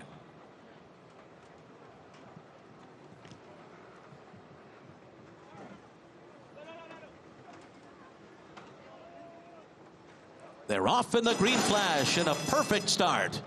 Virat comes out well. Booksmart sent hard, and Booksmart will grab the front. Then Sorrento Sky, Nonay Hudson on the inside. Farther out, Wound Up is next. Then Reef Runner, Boss Sully, Sumter, Queen Maxima to the outside, followed by Beyond Brilliant, and then the two trailers, First Piece and Motorius. Racing for the far turn, and it is Booksmart. Edwin Maldonado using that early speed. They've opened up 2.5 lengths, running a 21.41 quarter to do it. Nonay Hudson is second on the inside. Right up alongside is Virat in third by another 2. A wide run for Wound Up, and then Sorrento Sky to the inside. Motorius has been swung to the far outside. Still a lot of work to do. Into the final furlong, Booksmart, Nonay Hudson. Coming up the rail is Reef Runner on the outside. Here comes Sorrento Sky charging down the middle as well. Motorius just kicked it in. Here he comes. And Beyond Brilliant 2. Here's the wire. Oh, it's a photo finish. Reef Runner or Motorius hit the wire together in the Green Flash. Beyond Brilliant was third in 55.90 seconds. What a thrilling finish in the Green Flash Handicap with a spot on the line and the Prevagen Breeders' Cup Turf Sprint. It comes down to a photo. Up the rail, here comes Paco Lopez and Reef Runner for trainer David Fox, and flying late, here's the 10, Motorius. It's desperately close, but I think Paco gets there with Reef Runner, and obviously you got to take a look at that angle. Not a guarantee, but I think he holds on. Motorius had a lot of work to do. He got pinched back early on, rolled on the far outside. Todd, you don't seem as convinced as I am. I'm looking at the in-house. You're home. You got your nose down. You got your nose down. So I have to say something. Wow. So David Fox is a trainer that I've known since I was in South Florida back in 1992. He texted me about a month ago. He said, I've got this horse called Reef Runner that's going to run at Gulfstream. I'm thinking about 2 races. I'm thinking about Kentucky Downs, or I'm thinking about the Green Flash at Del Mar. I said, come to Del Mar. First of all, no one seems to win out of the races at Kentucky Downs on Breeders' Cup Day. If you win here and beat this field, you're in the Breeders' Cup, and you know you can run here. So I'm happy that I pushed him a little bit to end up here. He was at actually our FanDuel VIP party last night. Are you going to get a commission? That's maybe I am a stable manager from here on out. But they still have to post the photo. Joe, you know this angle quite a bit. There's David Fox. Yeah, you can tell. He's breathing hard. No, he thinks he lost. Thinks he lost. Does he think he lost? That's what he just said, if I'm reading lips correctly. Joe, what do you... Oh, here's the photo. Photo is down. Does he still think he lost? Dave, got it. Do you think he Yeah, lost look now? Look. And this is what the winning you're in is all about, Gab. Okay, there's an inquiry, but... you know, the 12 did come over in the early stages. They are looking at the start. Yes, they are looking at the 12 and the 10 at the start of the race. So, okay, the hard part, David has won the photo. Now the agonizing part, he's got to sit here and watch the stewards decide this inquiry. So this is the top 2 flashing, but I think, Christina, it's the 12 coming over on the 10. You know, we talk about they have a few jumps, and Joe, you know this as well as anybody. Is this something, if you have the 12, you should be concerned about with what you've watched? I would definitely be concerned because Motorius had a little room. Here, watch this view right here. So right now, look at Motorius in the pink. has room right here, but then the winner, the number 12, comes over on the number 11, who saws off the 10, and that's why Motoris ended up so far back and literally lost by a whisker. They're going to take a pretty good look at this, and I would definitely be worried. Christina, when you run a full field 5 furlongs on the turf, what do they expect the horses on the outside to do? Stay on the outside rail until the turn itself? Well, I think it's important to note that we've seen a few times this meet disqualifications for incidents coming away from the starting gate, and they've really made it clear, these stewards, that if you make contact in this scenario, we've seen disqualifications multiple times this meet. I'd be very concerned if I had the 12 right now, based on what we've seen over the last couple of weeks. Can I play devil's advocate, though? I want you to, because I thought sawed off was a strong term by JoJo. I don't know. I'm not sawed, but yeah. You can see with the overhead that it looked like Motorius had a path, but Todd, my problem is he was just out jumped early on. Isn't that going to happen? It's not as though Reef Runner just came over and completely wiped him out. Right? He didn't really establish that position. He wasn't fast enough to get there. But Simon talks about this all the time, the evasive action. If the 11 doesn't start to come over and Queen Maxima ends up with more severe contact, she ended up bumping into the 9. She came so far over because of the actions of the 12. She hits the 9 and shuts off the 10. Joe, can we have the existential conversation? Yes. The rider on the winner is Paco Lopez. If there is a bad boy in racing, it's Paco Lopez. Is that working against this horse too? It does not help his case at all, Todd, I must say. I will say this, that camera angle when we first came back, the overview, I don't think looked bad. When you see the head on, I think it makes it look worse. Okay, they're going to look at this a little while. Remember what's on the line here. A spot in the Prevagen Breeders' Cup Turf Sprint. Now, maybe even a horse getting disqualified and play second here. This would be flip-flopping the top 2 finishers. This would be the 12 going. Well, actually, it could be further than that. Yeah. Because if you're saying the 12 interfered with the 11, okay, there's a lot on the line here for Reef Runner. If they make a DQ of Reef Runner, this horse is probably going behind the 11 and has no chance then to get in to the Prevagen Breeders' Cup Turf Sprint. So this is everything for the winner. Motorius, on the other hand, second, obviously would move up to first and take all the spoils of this winning your end race. As they're looking at this, they keep going back to the head-on out of the starting gate. Let me ask you, Matt Bernier, would you vote for a disqualification of Reef Runner? I don't think I would. Okay, that's what you would do. Yeah. Joe, if you were voting as a steward, where would you go? I wouldn't, but I think they take him down. And Christina, what about you? Same as Joe. I wouldn't, but I think they take him down because this is what has happened so far this meet a few times. And let's remind our audience how officiating works in the sport of thoroughbred racing. There are 3 stewards, essentially 3 officials, 3 referees, and it just has to be a majority decision. If 2 out of the 3 agree one way, that's how the decision goes. So the decision here is, does the 12 remain the winner, or is the 12 placed all the way out behind the 11, wherever the 11 finished here, and then you have 10, 1, 2 in your top 3 spots here? Or do they decide not to make a change? It just has to be 2 of 3. Maybe it'll turn out to be 3 of 3, but that's what the stewards are looking at here. And the view from our 3 analysts on this set is, if they were making the decision, they would vote for no change, but they believe the stewards will make a change, and that is where we're at in this sport, Matt Bernier. We know how racing is officiated across the country, and just like other sports with football and basketball, anyone who observes will complain about consistency. I'm looking at the overhead view here. To me, it looks like the head-on view and the overhead view tells 2 different stories to me. The overhead, I just think Motorius was kind of outrun early, which he normally is. And he just has to take back. But I think the fact that then when you go back to the head-on, when the 11 was sideways, and then he really has to take up, I think visually that's what makes it look so bad. I think what's also important to note is that at no point do you see Paco Lopez grab that right rein to try and correct. He starts to make that contact with the 11. They continue to kind of veer towards the left. He looks to his left. He sees and hears that he's made contact here and just keeps on coming across those lanes. Notice the 11's neck. That's why, that's what they're looking at. So it was a chain reaction. The 12 went to 11, which made the 10 go back. But in an instance like this, Todd, I would have to look at that and say, you know, you didn't even put the left blinker on and you wiped out 4 horses. I don't think the 10 ever established position. I just think it was like a half But step was there a slow. foul against the 11? Because in the end, the 10 is inconsequential. The question is, was there a foul, the 12 against the 11? We've watched enough racing that if this was an inquiry with the 12 and the 11, nothing would change. Yeah, and it's all about the 10. And I go back to, and look, I kind of reveal I had a bias going in for David Fox coming all the way out from Florida.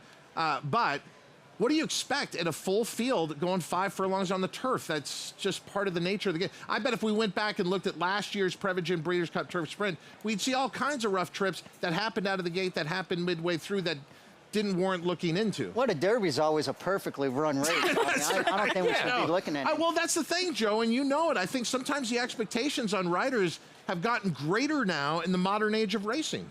It really has. Well, I think with different camera angles, too. Before, you just had the pan, then you went to the head-on. Now we have drone views, so you get to see every single different angle. And poor David Fox, Christina, first he didn't think he won the photo. Then he had literally a millisecond to enjoy winning the photo, and now it's just been agonizing for minutes here, waiting for the steward's decision.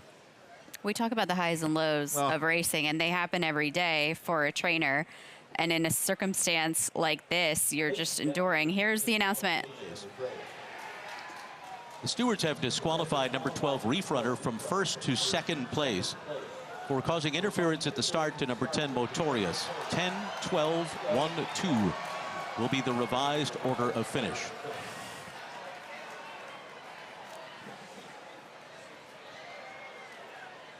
Okay, look, we saw this decision coming, but my whole thing is, so the 11 wasn't fouled? But now you've also established the precedent now, right? So suddenly if something happens in the Breeders' Cup and this exact thing happens, throw your hand up and say foul. Let's check in with Mike Joyce. Tony Fanicola, so 3 in a row for Motorius. This one, though, by disqualification. Tell me what you're thinking. Well, I'm thinking the stewards can't be wrong all the time. but I think there was an interference in the beginning. There's a reason why he took back to last, which he never usually like 6th, 7th, maybe in the middle of the pack. But in the beginning, there had to be something wrong then, because I couldn't see it from there. We could all see the move he was making late. You must have had a thrill from that. Oh, that's the way he runs. He gives it all right at the end. Congratulations. Not bad for an old guy. You know, they're running the Breeders' Cup back here in a few months, and you just punched your ticket. Oh my God. I need one more. Obviously was the other one in 2016. And I had the thrill with Joe Scardino, my partner. I wish he was here with me, but. Well, Tony's looking down with a smile on your face today with Motorius. Congratulations. Thank you. Thank you very much. Well, Mr. Fantacola's had a lot of good horses over the years. This one has given him a thrill. And then you have to wonder about the connections here of the 12 Reef Runner. Where do they go from this spot? Will it be enough to have been second in this race and possibly get into the Prevagen Breeders' Cup Turf Sprint? But that spot is definitely going to Motorius by virtue of this win. Yeah, I remember with the way that the selection committee works with regard to the Breeders' Cup, you have the challenge race winners, and then you do have a group of individuals that go through and they can, select some other horses to be brought into the race. This has to be very highly considered amongst those decisions in the event that the race oversubscribes, which it probably will, because these turf races tend to do. I mean, I would have to think they would look at Reef Runner, just the fact that he did win the race outright, although got that DQ'd in the end. The last word on the race, while I think we were all kind of wishy-washy on the actual call, Motorius was the best horse in the race. 100%. That's fair. That's fair. That's just, I'm not saying that he deserved to win necessarily, in my opinion, but definitely. But those who bet 18-1, I agree. Left to I feel wonder bad for you. What's going on? All right, let's move on to the race we are here for, the 35th running of the Pacific Classic. Are you surprised at the early wagering, Matt Bernier? No, not at all. 1-9? I mean, it's going to change. It's not going to stay like that. But the point is, the 3-year-olds in the Triple Crown campaign carry so much weight. This horse was always going to be the favorite, even if Nisos ran. There was no doubt in my mind he was going to be the favorite. And I still think Fierceness is a better horse.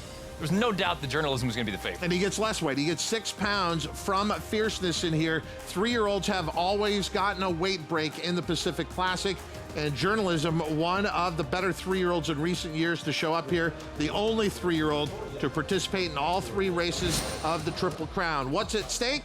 Well, this is a Breeders' Cup Challenge Series win and you're in race. And a big opportunity here. You win and you're in the Breeders' Cup Classic. The Grade 1 Pacific Classic is presented by Lanes End Stallion Flightline, who is undefeated and a 4-time Grade 1 winner, including winning the Pacific Classic in 2022 by 19 1/4 lengths before being named 2022 Horse of the Year. Look for Flightline's yearlings at the upcoming Keeneland September sale. It's East versus West in the Pacific Classic, Fierceness versus Journalism, and we have it here on FanDuel TV.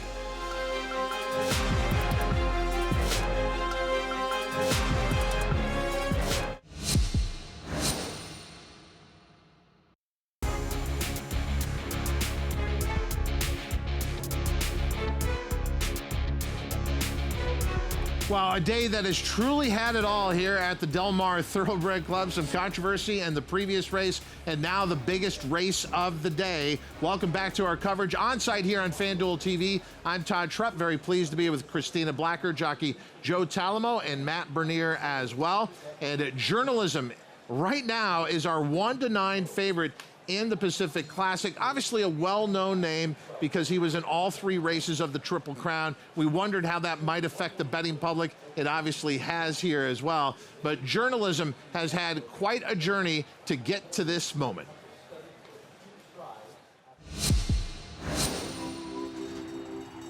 Grew up in Napoli. Really tough neighborhood, not much about horse racing, only talk about soccer. My dad was a jockey, so being a jockey was the only desire I had. Growing up, my room was full of Frankie Dettori and Godolphin. Frankie is always the model. I say, well, maybe one day to follow his step around the world, it would be great. I would say except South America, I think I've been everywhere. Japan, Hong Kong, Australia, Dubai, Europe, almost everywhere. You know, Hong Kong was the transition where I raised the bar. It's a place that can give you a lot, but it can take away everything from you. So my performance, they weren't that well. I wasn't riding good horses. I couldn't stay there anymore. I couldn't struggling there anymore. But if I have to tell you I have any regrets, then I moved to the United States, not even one. Michael always gave me support since I came to United States. The first ride I won right away, and it was a really difficult horse to ride. And you know, after the 3rd win, I say, Michael, can you give me something better than this one? Journalism was in the barn, and you can feel that there was something different in there. You know, if you don't know that he's around you, you're gonna turn around and feel the presence. You know, that's the type of horse he is. That day I won the Los Al Futurity. We see something special. I remember the first things I tell Aaron when I come back, I think we're gonna win the Belmont Stakes. And Aaron looked at me and said, what about the Triple Crown? I said, well, you know, I would be happy to win one of the 3 legs. Journalism has won the Preakness. This horse, obviously, I could say make my name wherever I go around. You know, people say, you're the rider of journalism, you know, like, it's a different, you know. They're just heading up the backside right now. He's got a hammer lock. This is the best part of the work right here. Going to the Pacific Classic is going to be intense week. I only want to know what you feel. What I feel, nobody can feel. I'm sorry about that. Smooth, huh? Crossing the wire, I was. On paper, Journalism looks like the favorite, but to me, they are the favorite. Fierceness, they already compete in the Breeders' Cup, you know, so we should not forget that. Winning the Pacific Classic on Journalism, to have the win and you win in the Breeders' Cup, it would be very special. I have 4 seconds in the Breeders' Cup, so I'm really looking forward to winning my first one, and hopefully this year is going to be one of my years.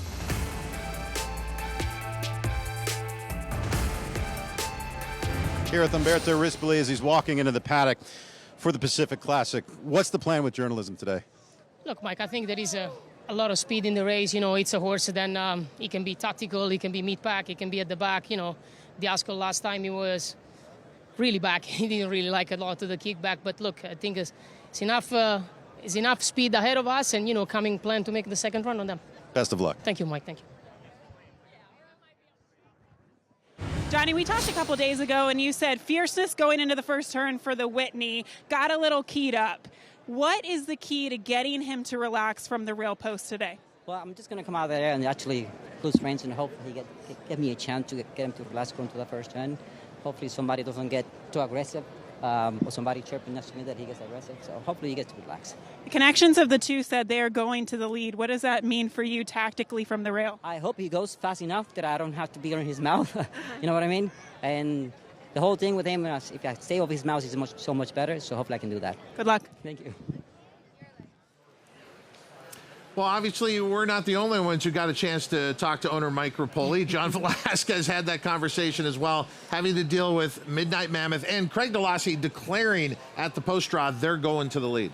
Yeah, they are going to the lead, and it was a great question from Gabby, and I think one of the last sentences out of John Velasquez's mouth was very, very key there, Joe. He doesn't want to be in his mouth. Can you explain that a little bit? So, especially when you draw to one hole, if you have speed or tactical speed, you're at the discretion of the horses to the outside if they want to go quick enough. So Midnight Mammoth, if they're dead set on sending to the lead, what Johnny said, he hopes he's quick enough to clear him to go outside.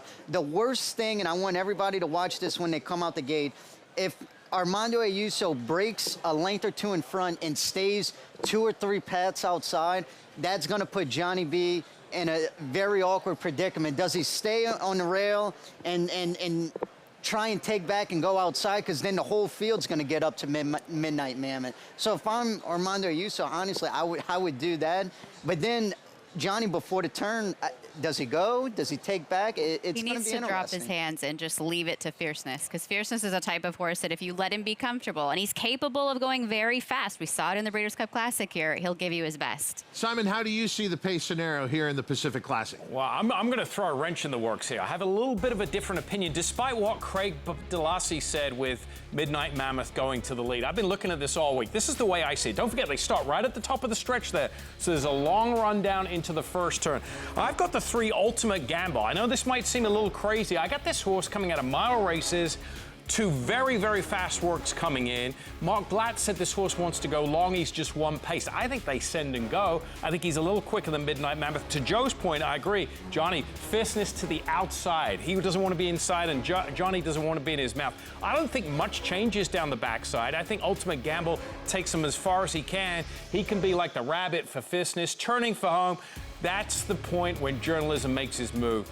He said it all along. They need a target. That target, when they turn for the home at the top of the stretch, is going to be Fierceness, and he is going to come rolling late. As I see him cross the wire here, journalism in front, and then Fierceness in second, and Tarantino picks up the pieces for third down. By the way, that's a horse that's got a little bit of speed, and Peter Ernst said this week his best weapon is speed. So it's going to be interesting, that run into the first turn, Todd.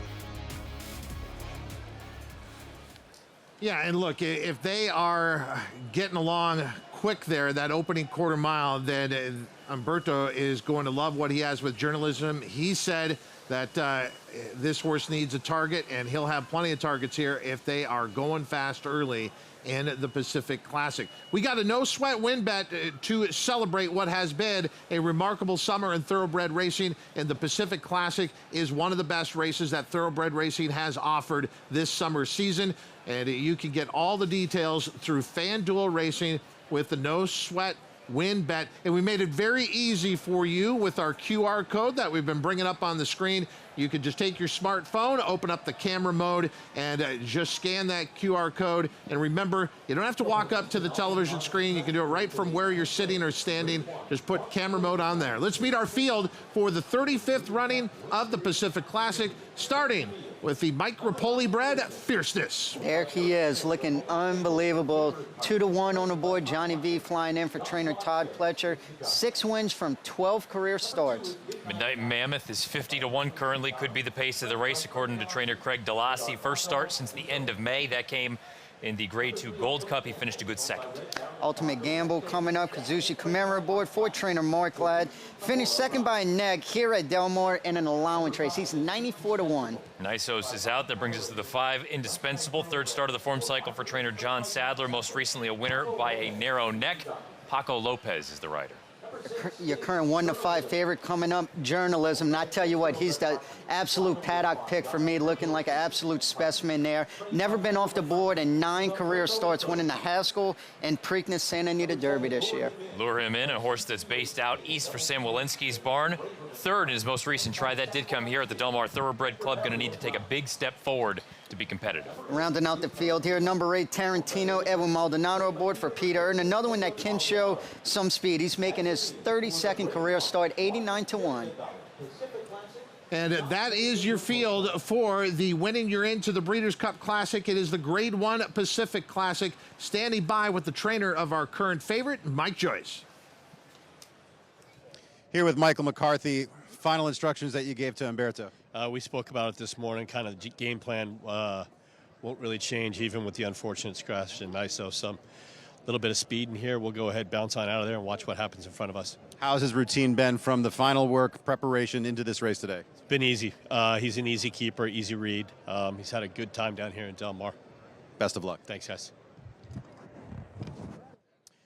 Craig, I know how much Midnight Mammoth means to you, your team, your family. He has made you proud time and time again. But here we are in the Grade 1 Pacific Classic with Fierceness to your outside and one of the best 3-year-olds in the country in journalism. How do you approach this from post 2? Well, first of all, we're just blessed to have this horse in this position this year to be in this race. Unfortunately, had a setback last year, but healthy, coming in this race in great shape. Fierceness is a great horse, runner when he's on his game. So is Journalism, but so is Midnight Mammoth. When he's on his game, he's shown he could run some big ones. So I think he's tuned and ready to go today. What about the early stages? And then in the backstretch between you and Fierceness, how does this pan out in your viewpoint? Yeah, you know, I think Fierceness will probably come running out of there, and Velasquez and Ayuso are going to have to use their heads and hopefully not go too fast soon. But he's a horse he likes to be forwardly placed, and the break will be real important how it all shakes out. Good luck today. Thank you. Joe, you mentioned earlier some of John Velasquez's decisions aboard Fierceness are going to happen reacting to what Armando Ayuso does aboard Midnight Mammoth. But I want you to put yourself in the place of John Velasquez. If you're riding Fierceness, what are the decisions you're making? I mean, the start is absolute key in this race from the one. I would definitely make sure he's alert, ready to go, pop out. And Johnny will know the first few jumps. If Armando Ayuso is absolutely intent, shooting ducks, pushing hard like a quarter horse, trying to go to the lead, I think the first thing he's going to do is to try and, in a gentle way, try and ease him back and just get right on his hip and trying to get him in the absolute smoothest way as possible. And as far as Umberto Rispoli on Journalism, I think he holds the keys now as far as setup. With Nisos not being in here, they do have other speed in here, but they do have such a long way, a quarter mile to the turn there. I think he's at the luxury of, the first 16th of a mile kind of placing himself, and he's a horse that he's going to be mid-pack somewhere first, second flight anyway. We are 5 minutes away from the race that defines the Del Mar summer season, the 35th running of the Pacific Classic. Joaquin? Todd, let's keep the conversation going here with the pace scenario because Edwin Maldonado is going to be on the outside. He rides the 8-horse in here in Tarantino. I spoke to Edwin earlier today, and he told me that he's heard all week long that Craig DeLassy wants the lead with Midnight Mammoth. But Edwin told me if they want the lead with Midnight Mammoth, they're going to have to get in front of me first because I'm going. Edwin's plans are to send Tarantino to the front end, and he said, look, if I can get a half mile in 47, that's probably going to be my best case scenario in here. But the reason he feels he wants to go to the lead is because he said, look, I know this horse like the back of my hand. He said he doesn't quite finish as well, even when I'm tracking in the garden spot, sitting second or third. Even if he's taking pressure going too fast, he seems like he's better off. So the tactics here, Todd, with Maldonado is they want to go to the front end with the 8-horse here in Tarantino. Todd, it's going to be very interesting going by the wire the first time here. Well, Matt Bernier, it is the oft-quoted Mike Tyson quote about game plans, and that is everyone has a game plan until you get punched in the face. I love all these people saying, hey, we're going to the lead, but what if all of a sudden Fierceness is like, I'm just better than all of you, good luck. Here's the other thing that we haven't really touched on. You've got 2 big horses in this race. Are you riding to win the race, or are you riding to get a piece? This is $1 million race. the likelihood of one of these other horses beating not just one, but both of the big horses, I hate to say it, slim to none. It could happen. Crazier things have happened. Rich Strike won the Derby. But I think you have to factor that in when you handicap this race. All these connections saying we're going, that's probably not your best chance to cash a check at the end of the day. Christina, if we did see a shocking upset, can you give us one horse that you'd be like, yeah, there were some reasons there ahead of time? If we did see a shocking upset, for me it would be the 5-horse Indispensable in here. He's 29-1. He's taking a dramatic step up in class, but I always appreciate improving 4-year-olds. These are the deepest waters that he's ever stepped into in his career. But if you look at his last race, he made a bit of a middle move. He was very, very wide. And I loved how genuine he was deep stretch. He was past. The other horse was in front of him, and he battled back for that win. I'm not worried about the mile and a quarter for him. Look, class-wise, he is very much up against it with these other two. But I do think he's improving. And up on the board right now at 25-1. We are 2 minutes away from the field getting to the starting gate here for the Pacific Classic. And you can see the McCarthy family. Oh, there you go. Stella. The McCarthy family looking for some divine intervention. And, you know, we were talking about this earlier, and that is the rise of trainer Michael McCarthy. It has been a steady rise. It was not as if, you know, he left out on his own and became his own trainer, and then he went to meteoric heights and then dropped down again. It's been a steady progression. To me, his breakthrough moment, his seminal moment, was winning the Preakness during COVID. And from there, the rest of the country got to know him. He had more owners. But it was also in that moment, he mentioned what was so hard winning that race. Here's this career-defining moment at the time, and he said he couldn't be with his family because of COVID. Now here we are years later. He's accomplished so much in the sport, and there's his family. And Todd Pletcher, his mentor, the trainer of Fierceness, at home watching, as we mentioned, and a big part of the success, a big part of what Todd Pletcher does for his assistants when they start their careers is encourage his clients to support them. He's done that for Michael McCarthy. He's done it for Amelia Green this year. And you see that Dwayne Lucas coaching tree on down through Todd Pletcher, and now these trainers that are going on to win Grade 1 races on their own. Gabby, I can't sit still. I can't imagine what it's like for these connections. Just watch it. We've been waiting for this moment for so long, and post time is almost upon us. I'll tell you what, Todd, my heart is racing, so I cannot imagine what the connections are feeling here as we are 1 minute out. I wanted to give some observations. We'll start with Fierceness first and foremost.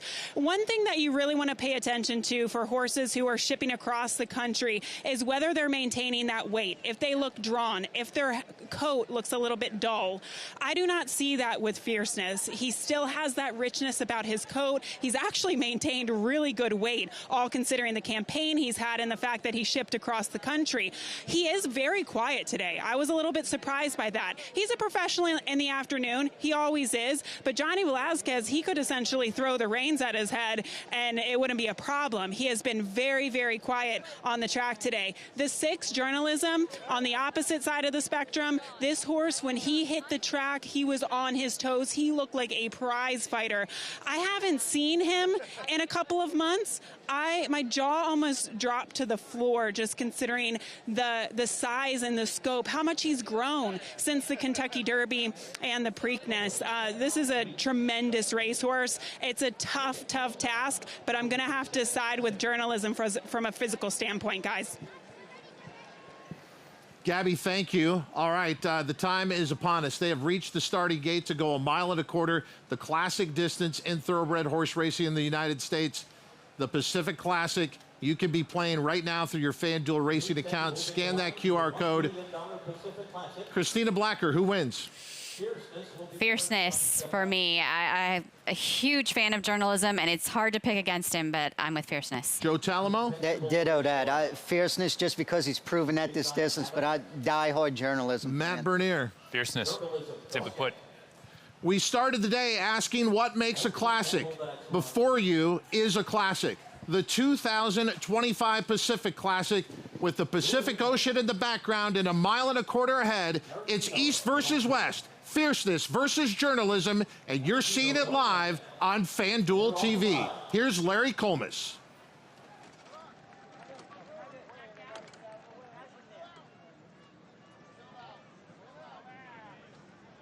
Tarantino has backed out.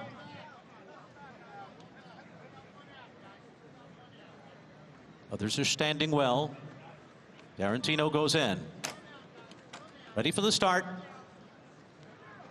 They're off in the Pacific Classic. And Fierceness angled to the inside, almost went into that temporary rail at the beginning of the race. So there goes Tarantino from the far outside to take the lead, and Journalism is last early on. Tarantino will be the pace setter in the Pacific Classic. Midnight Mammoth is running along in second. Ultimate Gamble is third. Fierceness finds himself in behind a wall of horses after veering in at the start of the race. Then Lorem in Indispensable, and it's a 5-length gap back to Umberto Rispoli and Journalism, who are letting them roll early, and roll indeed. 22.99 that opening quarter. So the long shots, Tarantino on the outside and Midnight Mammoth along the rail, are making the pace. Fierceness finds himself fourth on the inside of Lure Him In. Ultimate Gamble is next, then Indispensable, and Journalism is still last. He is 7 lengths behind after a 45.84 half mile, so the pace has been solid. They're 5 furlongs from the finish. Up the backstretch they go. On the inside, Midnight Mammoth. Tarantino on the outside is second. Lure Him In is just to the outside and moving well with them. And then Fierceness, who's in behind them. John Velasquez still with a good hold on him. He's got 2 lengths to make up, moving for the turn, and Fierceness is just in behind the leaders. So Lure Him In has taken the lead. Fierceness is moving now. Fierceness is moving now as they move their way into the far turn with 3 furlongs to go. In the meanwhile, Journalism is second to last, but he's beginning to move too. So here we go. Fierceness is the leader on the far turn, and Journalism is on the move, and he's picking up horses one by one as they come to the top of the stretch, and they're into the stretch of the Pacific Classic, and Fierceness is in front. He's got a 2-length lead, and Journalism has a furlong to run him down. Fierceness and John Velasquez still there at the 16th pole. Journalism is all out, and he's not doing enough to beat the beast from the east.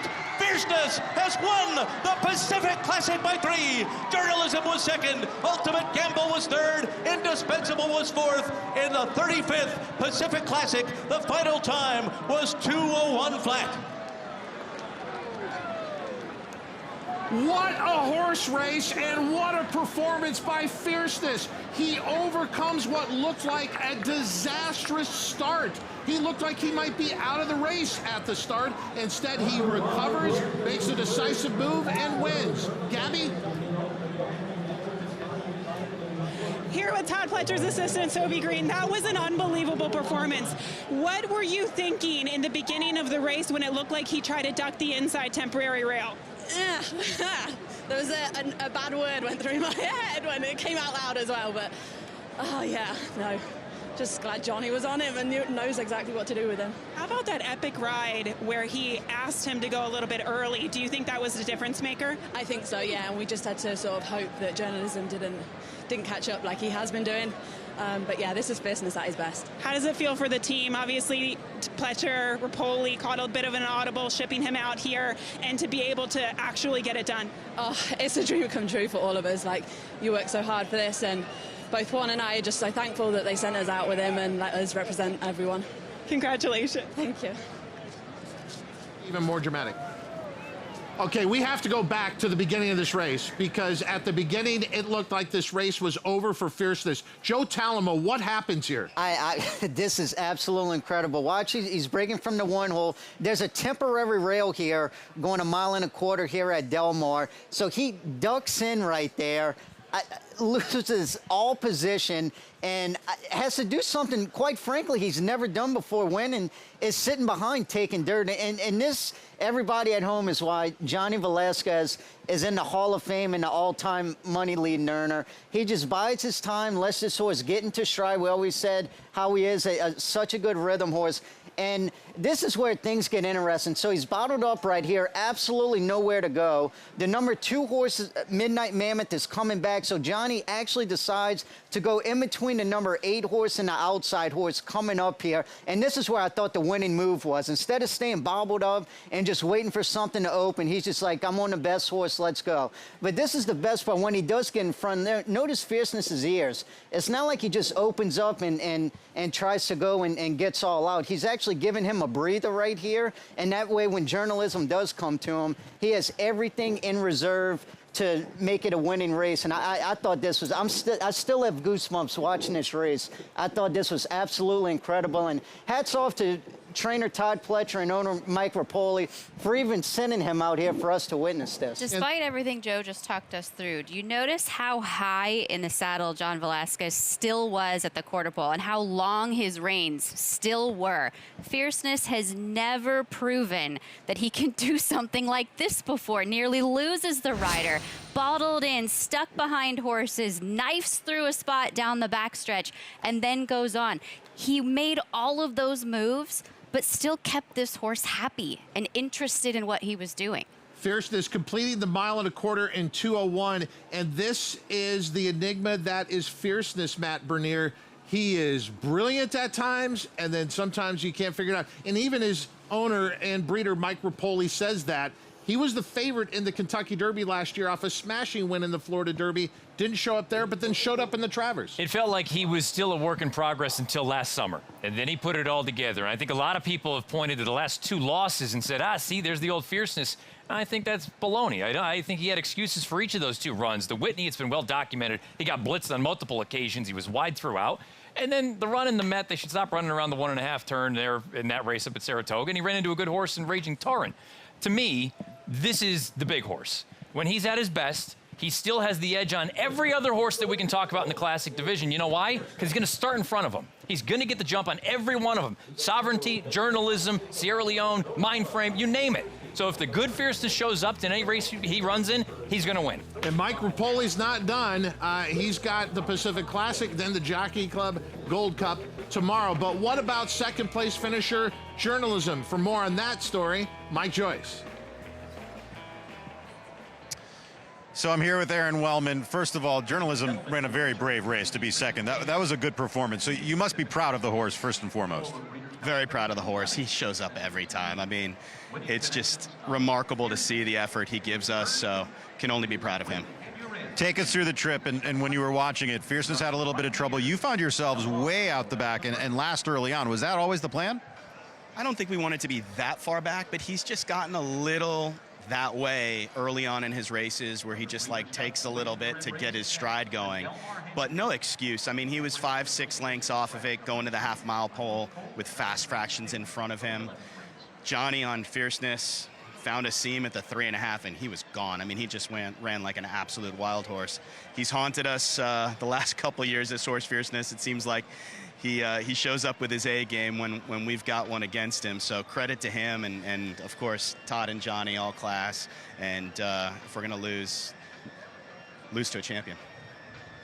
All right, well, condolences, but still a great performance from your horse. Thanks, we'll be back, not to worry. Scott? Umberto, the pace was swift. He was very relaxed down the backstretch. What sort of decisions were you having to make as this race progressed in the first half of it? Look, at the beginning, when I see then, obviously, Johnny, after when we pulled up, he said he get left at the gate, so the horse was trying to jump the rail. Look, the scenario comes up is every time, he breaks okay, and then, he's always a few lengths behind. On the backside, I have the 3x1. I just have to pick and choose wherever I want to go. Johnny was lucky then he had the gap through opening. I couldn't really follow him right away. I would have wished I could do that. But still, down the lane, he had a way better horse. My horse, he kicked really hard. He's 3 years old against the older horse. Then last year we talked about probably the best horse in the country. And look, when he's running his days, he's one of them. What will you take away from this race and this experience against older horses that could potentially be used in a race like the Breeders' Cup Classic? Look, I think definitely, the older horses, they will have an advantage. Even if we talk about at the end of the year, I think the horse is going to be even way better next year. He does his campaign tough. He's keep running. He runs hard. Today he shows up with the older horse. He's the first 3 years old, good of his generation. Then he fights against the older horse. And look, I think he's just going to gain some more experience and see what the Breeders' Cup is going to do. We're going to have a lot of other good horses. So we go from there. Appreciate the time, Umberto. Thank you, Scott. Okay, so the journalism story will continue to develop, but this was our first barometer of where the 3-year-olds belong with the older horses. What did we learn? Does Sovereignty have anything to fear? Well, yeah, I mean, when Fierceness runs his A race, absolutely. The A race from Fierceness is better than the A race from Sovereignty. Are you buying that? I would say it's pretty darn I think it's close. I don't know if it's close. Okay, well, John Velasquez had an adventurous trip here today, and he is with Gabby. Yes, Todd, thank you. Johnny, first and foremost, an eventful trip. Take us to the beginning of the race. What actually happened when Fierceness tried to duck that inside temporary rail? He ducked in there, and he attempted to go in there. I mean, if I didn't get him out of there, he was going to go over the rail, though, you know. And I don't know, he's never been in that position before and seen the gap there, and he went for it. Even I wanted to stay off his mouth. I had to sit on him, get him on his mouth and pull him out of there. And after that, you know, he got a little keen going to the first turn here. And I said, well, if I stay off his mouth, not too much, and I keep him on the heel of the horses, maybe he doesn't pull as much. And I just kept him there really close to the horses in front. He kind of gave up a little bit, but he's still pretty keen in there. 5/8 pole, I kind of went my way out between horses, and then half of my pole I saw the light. I just give him the head and get there and put the ears up. Once he got there, it was pretty easy from there. You know, he gave me a lot of confidence from there. Why did you decide to push the button a little bit early? He was too keen. I was not going to wait for that horse to come back in, and then I'll be clipping heels. So, you know, I was too close to that horse now. The horse was there, take it and let him relax. And actually, instantly, he got there, and he put the ears up, and he relaxed really nicely. So I was very happy that he did that, yeah. It was a Hall of Fame-worthy ride. Congratulations here. Honestly, I didn't know what was going to happen coming out of the chute there, but congratulations, Johnny. Way to get the money today. I mean, it's good that we know something about him. I mean, I put him behind horses, times before, but he's always off the bridle behind the horses. Today, he got on the bridle soon, going to that front. I was hoping that he could get out of him a little bit, but eventually he did. Masterful ride. Congratulations. Thank you.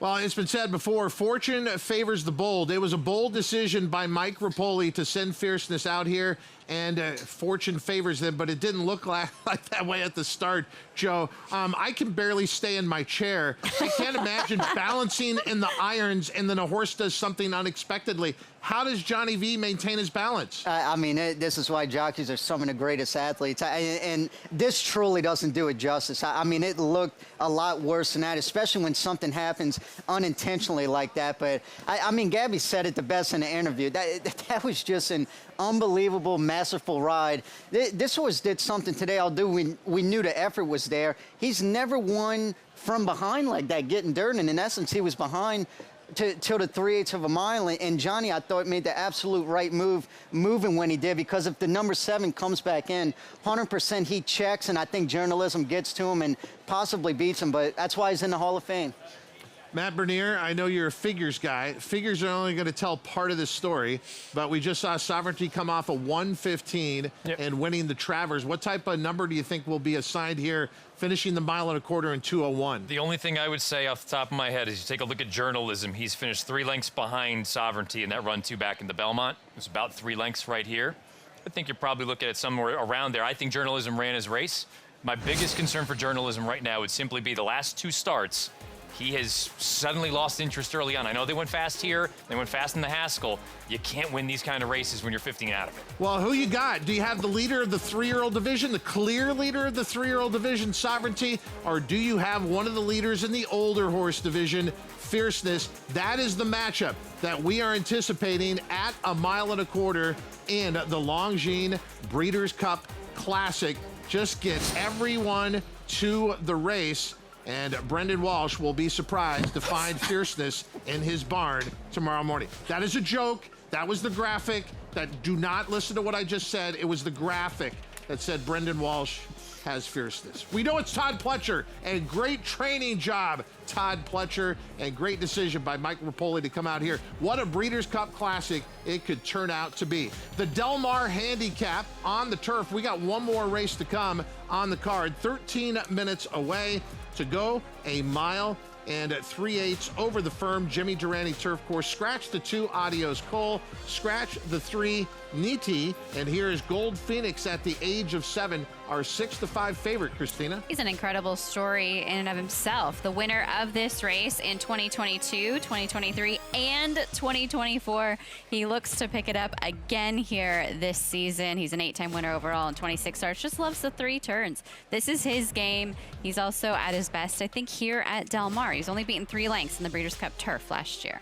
One more race to come on this Pacific Classic card, and one more race for Gabby Gaudet to broadcast on FanDuel TV. Lots of reasons to stick around, including the 7th from the Meadowlands. Let's go down the stretch. Right there, and Blank Stare swings to the outside, off 3/4 in 1, 23 and 1. Into the stretch drive, they come after Caveman. Bobcat Bay looking to shake loose late. Blank Stare slingshots off cover. Here comes Kazoo on the far outside. Deuce Hanover from way, way back in deep stretch.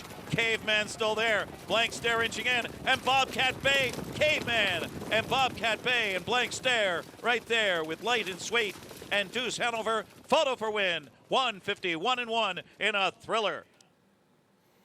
6-1-2 in race number 7 at the Meadowlands. Caveman getting the job done at 660 on top. Race number 7 in the books. Race number 8 will bring you when that race goes postward. A bunch of tickets already punched for the Longines Breeders' Cup Classic. Started all the way back in February in Tokyo. Costa Nova getting the job done. Forever Young, you remember, ran in the Classic last year. He was 3rd. Hit Show, Mindframe Journalism already had his ticket punched. Sierra Leone running tomorrow in the Jockey Club against Mindframe. Ombudsman, who was so impressive in the Jubbmont last week for trainer John Garston, and now Fierceness will be added to that list. So a lot to look forward to coming up as we head into the Breeders' Cup season, October 31st and November 1st. One more race left. Can Gold Phoenix rise again? Can he make it 4 in a row in the Del Mar Handicap?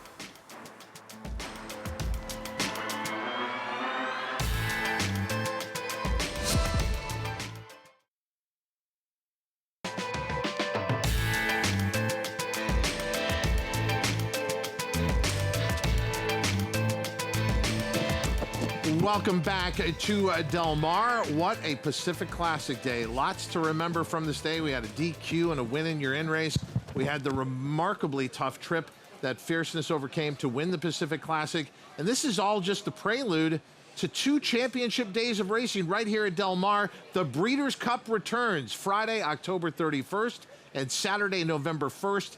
And as we will be walking around with our FanDuel TV press credentials, we will see Gabby Gaudet with her Keeneland credentials. Will you still say hello to us, Gabby? Maybe. Which I don't blame you. Welcome back to our on-site coverage here on Pacific Classic Day on FanDuel TV. A look high overhead as the field is leaving the paddock for our final race of the day, the Grade 2 Del Mar Handicap. And Christina Blacker and I continue on the desk, but joined by Gabby Gaudet for her final broadcast. Scott Hazelton joins us as well. We've had a chance to comment on what we watched in the Pacific Classic. A couple of thoughts from you two, starting with you, Gabby. So there's this idea by Malcolm Gladwell that you have to log 10,000 hours in order to be a master. If anybody other than Johnny Velazquez was on Fierceness, it might have totally led to a different result. He knows the horse. He's a Hall of Famer. He's been riding for decades, and I think that was a difference maker. All right, Scott, we're going to have you hold off on your thoughts of the Pacific Classic because we need your thoughts here on the Del Mar Handicap, starting with the 1 Balnikov. 13-1 on the board right now. This is a horse I saw back at the barn. He was feeling good early this morning. He's a horse not without a chance. He's made over $1.1 million. Stay hot, a nice stakes winner, 2 starts back, did finish 3rd in the Eddie Reed last time out. On the board right now at 8-1 for Peter Urton. Atitlon 9-2 on the board. It's been a few months since we've seen him. He's better at this distance, bottom line. Mondego is going to be a big long shot, 40-1 for this horse. Did graduate through that allowance level last time out, pulling off that 5-1. A slight upset. Truly quality. He's got some course form. He's 1 for 1 here at Del Mar. Yet another one I think that is better than what we saw from him last time out 6 months ago. Final Boss, he's probably the speed of the speed. He comes into the race with a nice allowance win here locally at Del Mar.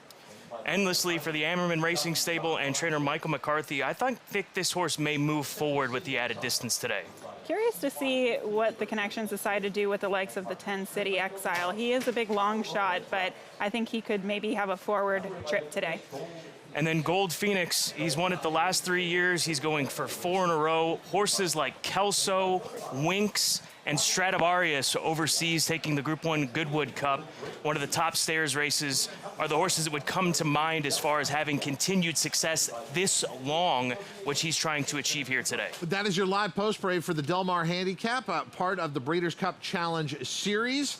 And a reminder, it's very easy to wager on this race. You could scan that QR code on your screen. Don't even have to walk up to the television screen. Just point your smartphone through the camera function towards that QR code. It'll take you where you need to go for wagering through FanDuel Racing, our final race of the day on this Saturday. And as we said, the final broadcast for our colleague Gabby Gaudet. I know we have to concentrate on this Breeders' Cup. I'm a little distracted because this is going to be a hard day for us, but we'll stay professional, and then we'll get unprofessional after this race. Speaking of professional. Does anybody have the tissues ready? It's going to be tough. I know, right. Mike Joyce. Standing by with Emmy and Golden Globe nominee Cooper Koch's father here, Billy Koch of Little Red Feather. I'm going to intro you like that for a while now. I love it. You know what? He deserves it. All the credit. Okay, all the credit goes to a couple My of wife. your wife. Yeah. Okay. I was gonna transition to horses, but we're gonna No, that's keep okay. We're gonna keep it in the family. Look, almost as good as your children are the horses you have running here.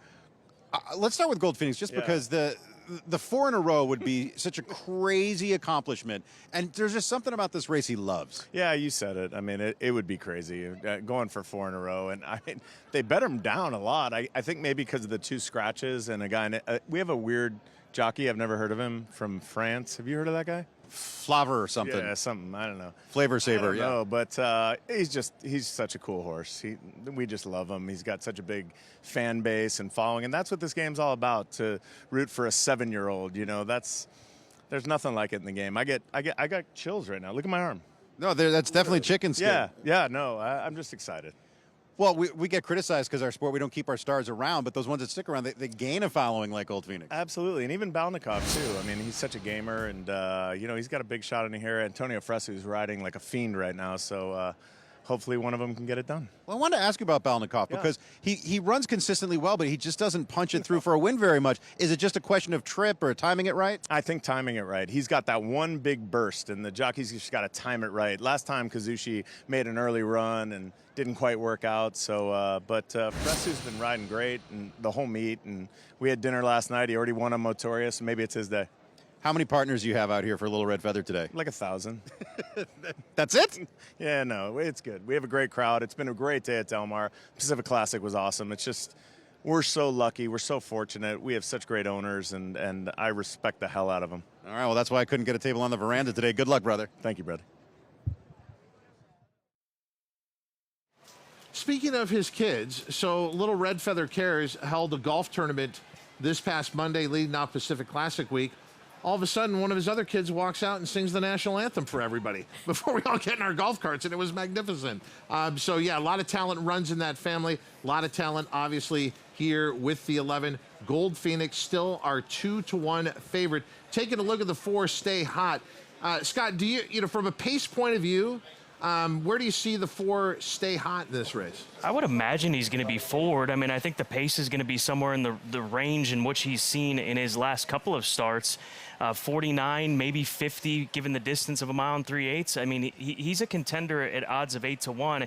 It's just the older horses that he's facing today. I mean, he faced off against Formidable Man. That certainly flatters him, what we saw Formidable Man do earlier today, but that's at 1 mile and 1/8. This is a different kettle of fish when it comes to these proven 1 mile and 1/8, marathon, middle distance horses that he's running against here today.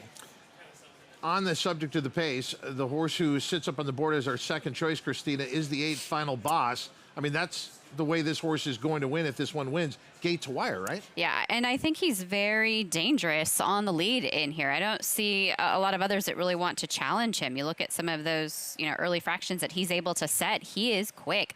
I don't doubt the distance for him either. He's the son of American Pharaoh. He's out of a Smart Strike mare. I think he will be able to go on with it here. But I do think there's a really big difference, just as we talk about horses that prefer 1 turn versus 2 turns.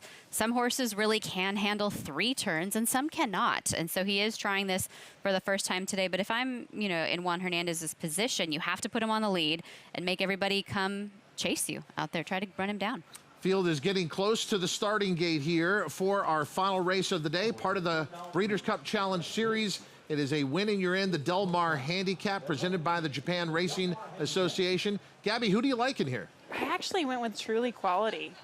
Kind of a crazy pick considering that we haven't seen him since February, but Jonathan Thomas, he came up under Bridlewood. He really is so good at not only training young horses, but also horses that are coming off long layoffs and those rehab horses. So I don't worry about this horse's fitness. I guess the question is whether or not he's good enough, but he is one of those true horses that will love this distance today. Ambassador Scott Hazelton, who are you picking? This is the crazy thing about this sport. Michael McCarthy was just beaten by Johnny Velasquez. Now he's rooting for Johnny Velasquez. I think Endlessly's got a chance in here with this added distance. I'm going to take a shot with him, a colt that was very good last year at the age of 3. I don't think they've just quite figured him out yet.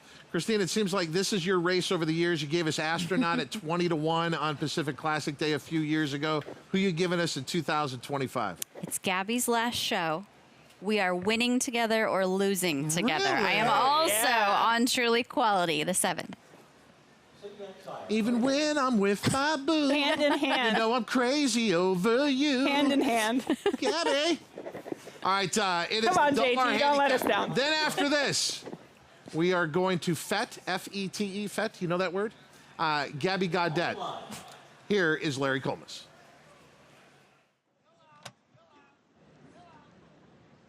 They're off in the Del Mar Handicap. Stay Hot with a strong beginning. Final Boss now grabs the front and will lead the way over City Exile with Endlessly settling into 3rd. And then comes Gold Phoenix on the outside of Stay Hot, who broke well but is taken back in hand. 2.5 lengths clear of Atitlan. After that, it's Mondego. The trailers are Balnikov and Truly Quality. They're biding their time at the rear of the field, 11 lengths off of front-running Final Boss. Final Boss and Juan Hernandez making the pace as they come into the stretch first time around. City Exile is close up running in 2nd through a 25.05 opening quarter mile. Endlessly is 3rd, 4 lengths off the lead. Gold Phoenix is outside. And Stay Hot is down toward the rail. Mondego is in behind them, and then Atitlan. Balnikov is 2nd last, just ahead of Truly Quality, racing 8 lengths off the top. Past the finish line with 1 lap to go.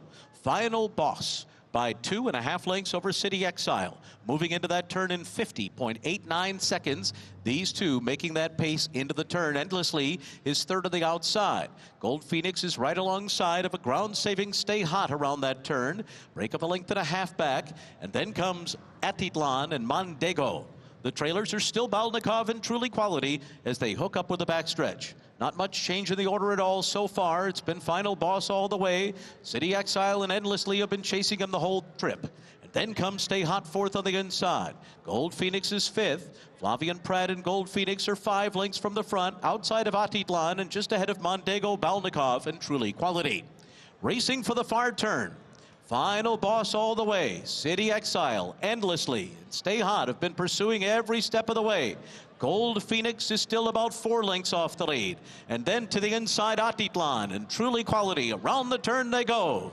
And now moving up alongside of Final Boss is City Exile. The two of them are right together. Endlessly is next. And Gold Phoenix is let loose on the far outside. Stay Hot, who saves ground, splits rivals. Truly Quality trying to come on from the back of the pack. Then Atitlan toward the inside. And on the far outside, Mondego. They're coming into the final 16th. Stay Hot, Gold Phoenix. These two with Atitlan on the inside. And on the outside, Truly Quality. Gold Phoenix! Gold Phoenix did it for the 4th time in the Del Mar Handicap.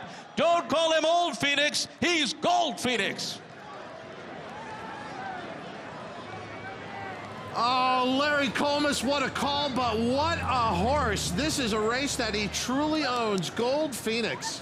I have never seen Phil D'Amato so happy, jumping up and down on his way to the winner's circle. What a war horse Gold Phoenix is. Knows exactly where the wire is. They're coming at him from the inside, from the outside, and just drops his nose down in time. Well, speaking of Phil D'Amato, just the way he's campaigned this horse and being able to bring him back at the age of 7 and win this race again, it's remarkable. Mike? In a day of remarkable races and remarkable stories, none more so than what we just hear. Gold Phoenix, 4 in a row. This is something we may never see again. What's it like, Gary? I can't explain it. We grew up coming to this track, Mike, you and I, and it's just, well, not you, me, but it's pretty remarkable. And just a hats off to Phil and all the great partners. This is an incredible story. This horse has just brought us to now 4 consecutive Breeders' Cups, and it's pretty incredible. And the Breeders' Cup once again on your home turf. You have to be hopeful with that. Yes, well, he's done well the last couple of years in the Breeders' Cup, and he's just a tremendous horse. A horse that you don't get very often, and I'm just super happy right now. I'm going to let you go. You got a picture to take. Thank you. Todd? Gary Fenton means a lot to our racing here in California, puts a lot into it, serves on a lot of boards, and obviously Little Red Feather at the heart of what he loves to do is get out there and race. Let's give you a couple of looks here during the running of the race, the regular view, the pan view on your left, and then isolated look at the eventual winning ride here. Flavien Prat aboard Gold Phoenix. Remember, he was supposed to ride Nisos in the Pacific Classic. That scratch happened, but he made the most of all his other opportunities today. And his only opportunity to win this race was to stay wide. I mean, he had the outside draw. There was a point in time early in the race where he was trying to lock in Johnny V and endlessly. That was much earlier, so he had to take back a little bit and stay hot, was down to his inside. He had a lot of momentum. I mean, this, Gabby, was all grit. This was a horse knowing, I got to go out there at a mile and 3/8 and do this job, and that's exactly what we saw on full display here. 11, 4, 5, 7, 6 posted on the board. Gold Phoenix over Stay Hot, over Titlan, over Truly, Quality over Mondego. The 2-to-1 favorite over 6-to-1, over 4-to-1, over 9-to-2, over 30-to-1. Waiting for this race to go official. I have to say, in all my years of coming here to Del Mar and for Pacific Classic Day, you never know what you're going to see, and this is a day we will remember for a long time. It is up there with Flightline winning by 19 1/4, because you will always remember a margin we'll never see again, and then the bravery of Fierceness and what he did, and then now here, Gold Phoenix putting an exclamation mark on the day, winning the Del Mar Handicap for the 4th consecutive time. And when you look at Saratoga, we talk about a lot about the great horses that have won races up there, consecutive years. The great 4-star Dave, most recently Casa Creed. This is our version of those horses. Exactly, and I mean, it's a very short and concise list of horses that have been able to continue this kind of greatness. And you know, you talk about the East Coast, everybody thinks about Chad Brown when it comes to a turf trainer. He's phenomenal, multiple champion turf trainer. I think folks lose focus of Phil D'Amato and his abilities with turf horses because he's out here on the West Coast. And I'm not saying I'm West Coast biased. I understand folks have their territories, and that's the bottom line.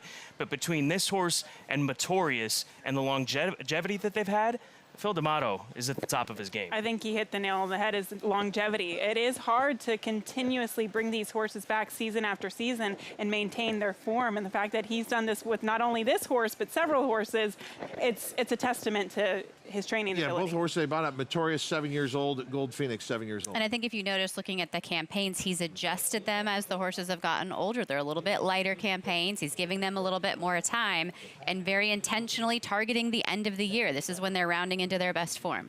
All right, waiting for this race to go official. We may even have a reaction from Mike Rapoli about Fierceness's win in the Pacific Classic.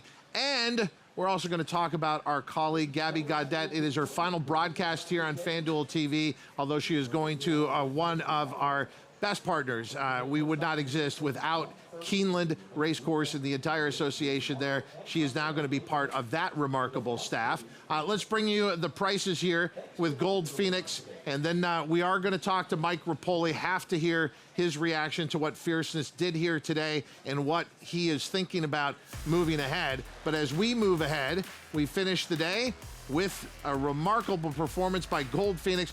5 horses with a chance, and Gold Phoenix fights them all off.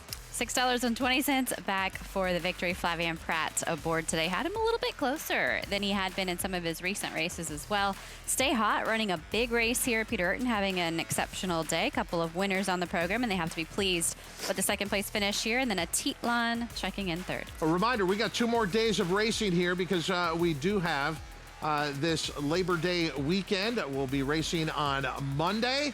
As we await Mike Rapoli to join us to talk about Fierceness, let's catch you up on some other racing action out to the Meadowlands here on FanDuel TV.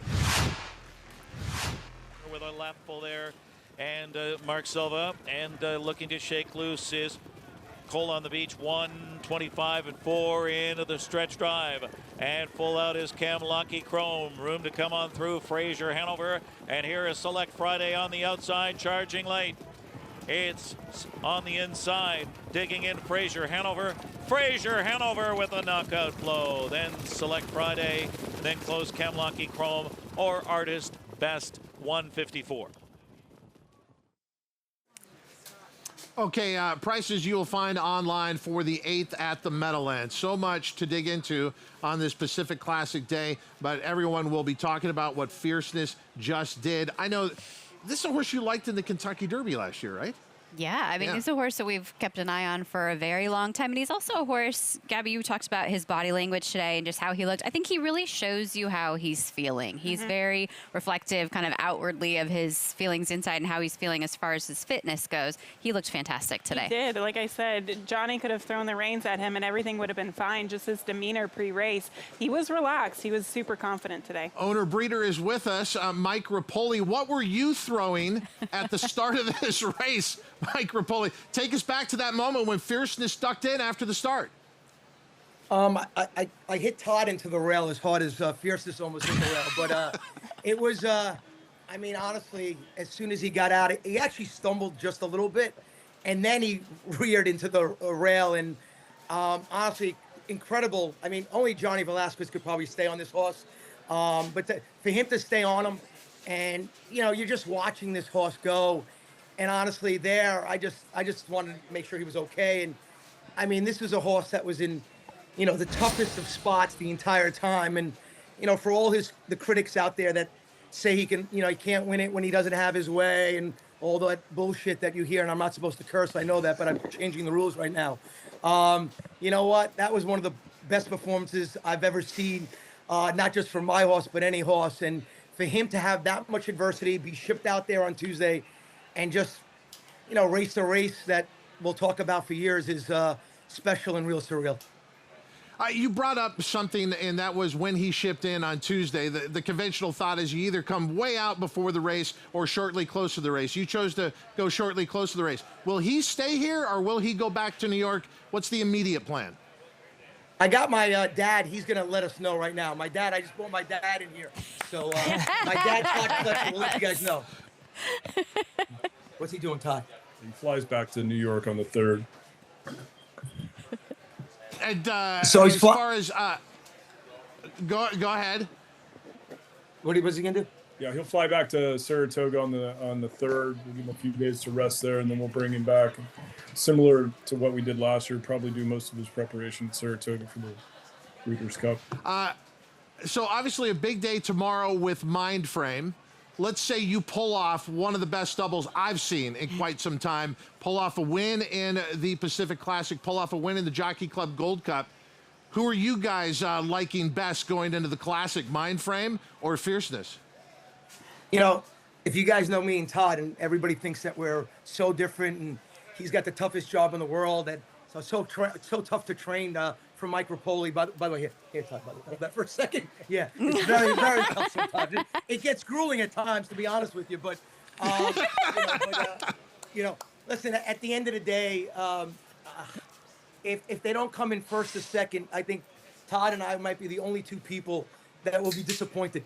You know, we're going to try to synchronize a dead heat because that would count as 2 classics. The one we didn't win last year and the one that we can win this year. So we'll do something like that. But I mean, Todd again. Mike, I mean, he just does things that are very special, and he worked Mindframe.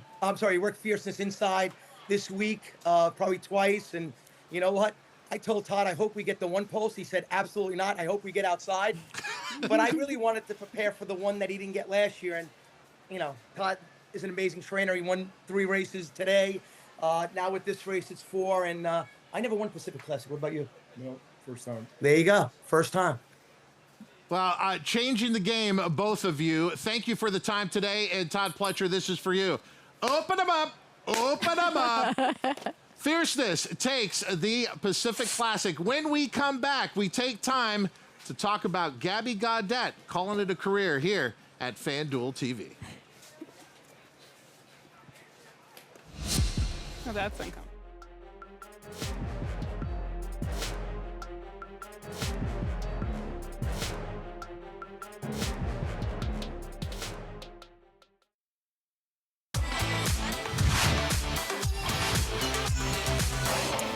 Back here in the FanDuel TV studios, let's get you caught up. Stretch run from race 9 at the Meadowlands. Christopher Dance scoots off by 3.5, 4 lengths, asserting himself here. Full out is Mad Max Hanover on the rail, stay grounded in that battle for the place spot to the wire. But it's a romp for Christopher Dance. Christopher Dance, impressive winner here by 3.5 over stay grounded. Then Mad Max Hanover and Good Rockin' 149-4. Prices forthcoming. They'll be on the FanDuel Racing app. Right now, one last final order of business as we head back down to Del Mar. And it's the last day for Gabby Gaudet. Todd? All right, I'm going to reveal something that I've never told anybody. Gabby knows it, though. So a friend of mine in the industry contacted me a few years ago. He said, I've got this project. What do you think of this Gabby Gaudet down in Florida? I'm like, I watch her. I think she's great. He's like, well, next time you're down there, can you just talk to her? And so Gabby and I met, and I walked away going, we need to hire her. Like, she needs to be working at FanDuel TV. It didn't happen immediately, but it happened 6 years ago, and our worlds have never been the same. 5. Welcome back to FanDuel TV. 4. Here in the Del Mar paddock. 3. You guys ready to have some fun? 2. And let's go. He's just really goofy and silly, and I was just giving him kisses a minute ago. Look at the tongue. We are inside the horse van with Chad Brown horses. They put all of the equipment in as we just got snotted on. Probably gonna have a mouthful of hair by the end of the day because it is extremely windy out here. But this is what I have to deal with every day. This is one of the biggest sporting events in the entire world. Gotta hold on to what we got. Flightline is going to be walking into the paddock. They have axe throwing. That was phenomenal. Are you going to ask questions or are you going to make statements? Oh, I ask questions. What did you make of her first race? What happened to her last time out? Do you think this outer draw helps him at all? How does it feel to be a jockey? Good.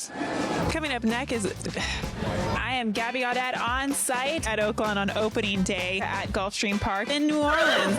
You want in on this? You better not make me stay out here too long. This has been a blast. I cannot wait to take this wig off. I guess I need to think of some happy memories right now. I'm blessed to be part of the TVG family. You guys have been awesome throughout the last couple of months, but it feels good to be back. Download the FanDuel Racing app. What are you waiting for? Sign up is quick and easy. Hold on, baby. There are 0 deposit fees, and with you gotta go. You gotta go. Out. Great times. Here with my father-in-law, Mark Cassie, to try to get some more information. How are you? My husband is the biggest Derby homer. Churchill Downs is his home. I have to keep my voice down. Oh my God!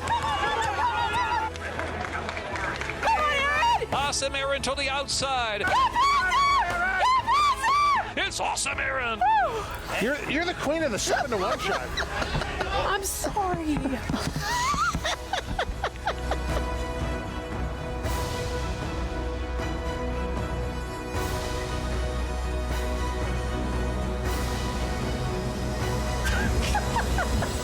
Cheers to FanDuel TV. See you, Keeneland.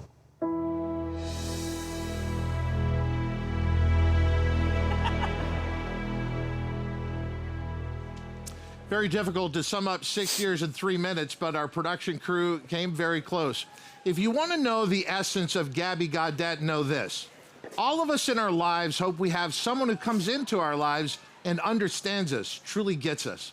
And that is Gabby Gaudet, not just with me, but everyone on this crew. When you walked away, you felt like Gabby truly understood you. I've got a weird sense of humor, but there she was, laughing right with me each and every time, and she got it. But there's another part to Gabby Gaudet which made her one of our favorite coworkers over the years. That is, she was always thirsting for knowledge. She was not afraid to ask a question. It was not in the cynical sense to prove that maybe you're wrong. She really wanted to know how you felt. The fact that she is genuine, she knows you, and she wants to know more about you is the biggest void she is going to leave when she leaves FanDuel TV. But this is not goodbye, because you will be at Keeneland. We will see you, not as often as we'd like, but we will see you. But I hope as you leave here today, Gabby, you understand you have made an impression on all of us here, not just in front of the camera where we got the privilege to spend so much time with you, but everyone behind the camera, and the fact that they have shown up here to be here for this final moment. David Woods, the Ginger Patrol, is going to be exceptionally sad here. He's been your longtime camera person. Come on in here, David. Come on in here. But Gabby, the stage, I've never seen him cry. Can't handle this. Like, this is Eddie Wood's kid. Like, his dad has broke more Derby winners than anyone else, and now he's breaking the set. But to see David Woods cry, I mean, come on.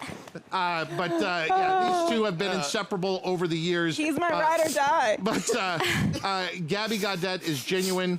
She is everything that I wish for anyone out there to have someone in your life, either professionally or personally. On behalf of this staff, we are going to miss you greatly. Todd, I woke up this morning, actually this started a couple days ago, and I just had this feeling in my stomach that I can't even explain. I've never been so nervous for something in my entire life. I wasn't nervous to work today. I wasn't nervous for the Pacific Classic. I was nervous to say goodbye to all of you, and I was really nervous to hear what you had to say, because I knew this would happen, because you are a wordsmith, and you're so poignant, and you know exactly what to say. I'm so happy that I can close this chapter with you guys, because Scott, you are my brother. We've been through a lot. We've had a lot of memories. You've seen me at so many different stages in my life. Single, married, mother, and you've kind of guided me through that as well. Christina, you were my sounding board when it was really hard, that transition, becoming a mother of one, and then two. You have three. I still don't know. She's a unicorn. I don't know how she does it. But I truly would not be here without Christina as well, and just that sounding board and getting that advice. And Todd, you have my back everywhere we go. And I just appreciate all of you. I appreciate everyone behind the scenes as well. I've had so many phenomenal memories with everyone, and that's what I can take with me. I'm going to miss you most of all, Scarecrow. But there is no place like home. And you are returning to Kentucky, where your home is. It's a lot of travel. We love to go to the events, but there's a toll on the other side. You miss a lot of things along the way. I'm so happy for you that you're going to now be based in Kentucky and work for an incredible organization like Keeneland. For our audience who may not be tied in, what will you be doing next? I will become the director of communications at Keeneland, and I'm so excited about it. Amy Gregory obviously retired several months ago, and I'm taking on that role. I was joking with someone, I'm going to have to put my big girl pants on because it's a lot of job, but it's going to be a challenge, and I'm really excited about the job itself, and I'm really excited to be more present with my family as well. Gabby, you've made us better, and for that, everyone should have some applause for everything that you've done for us. Thank you very much. Gabby Gaudet, her final show here on FanDuel TV. We thank you for joining us and supporting all of us over the years. I hope you enjoyed FanDuel Pacific Classic Day. Now we're going to go enjoy some sushi and some sake. It's her final dinner. Have some fun after the races. Much more to come here on FanDuel TV.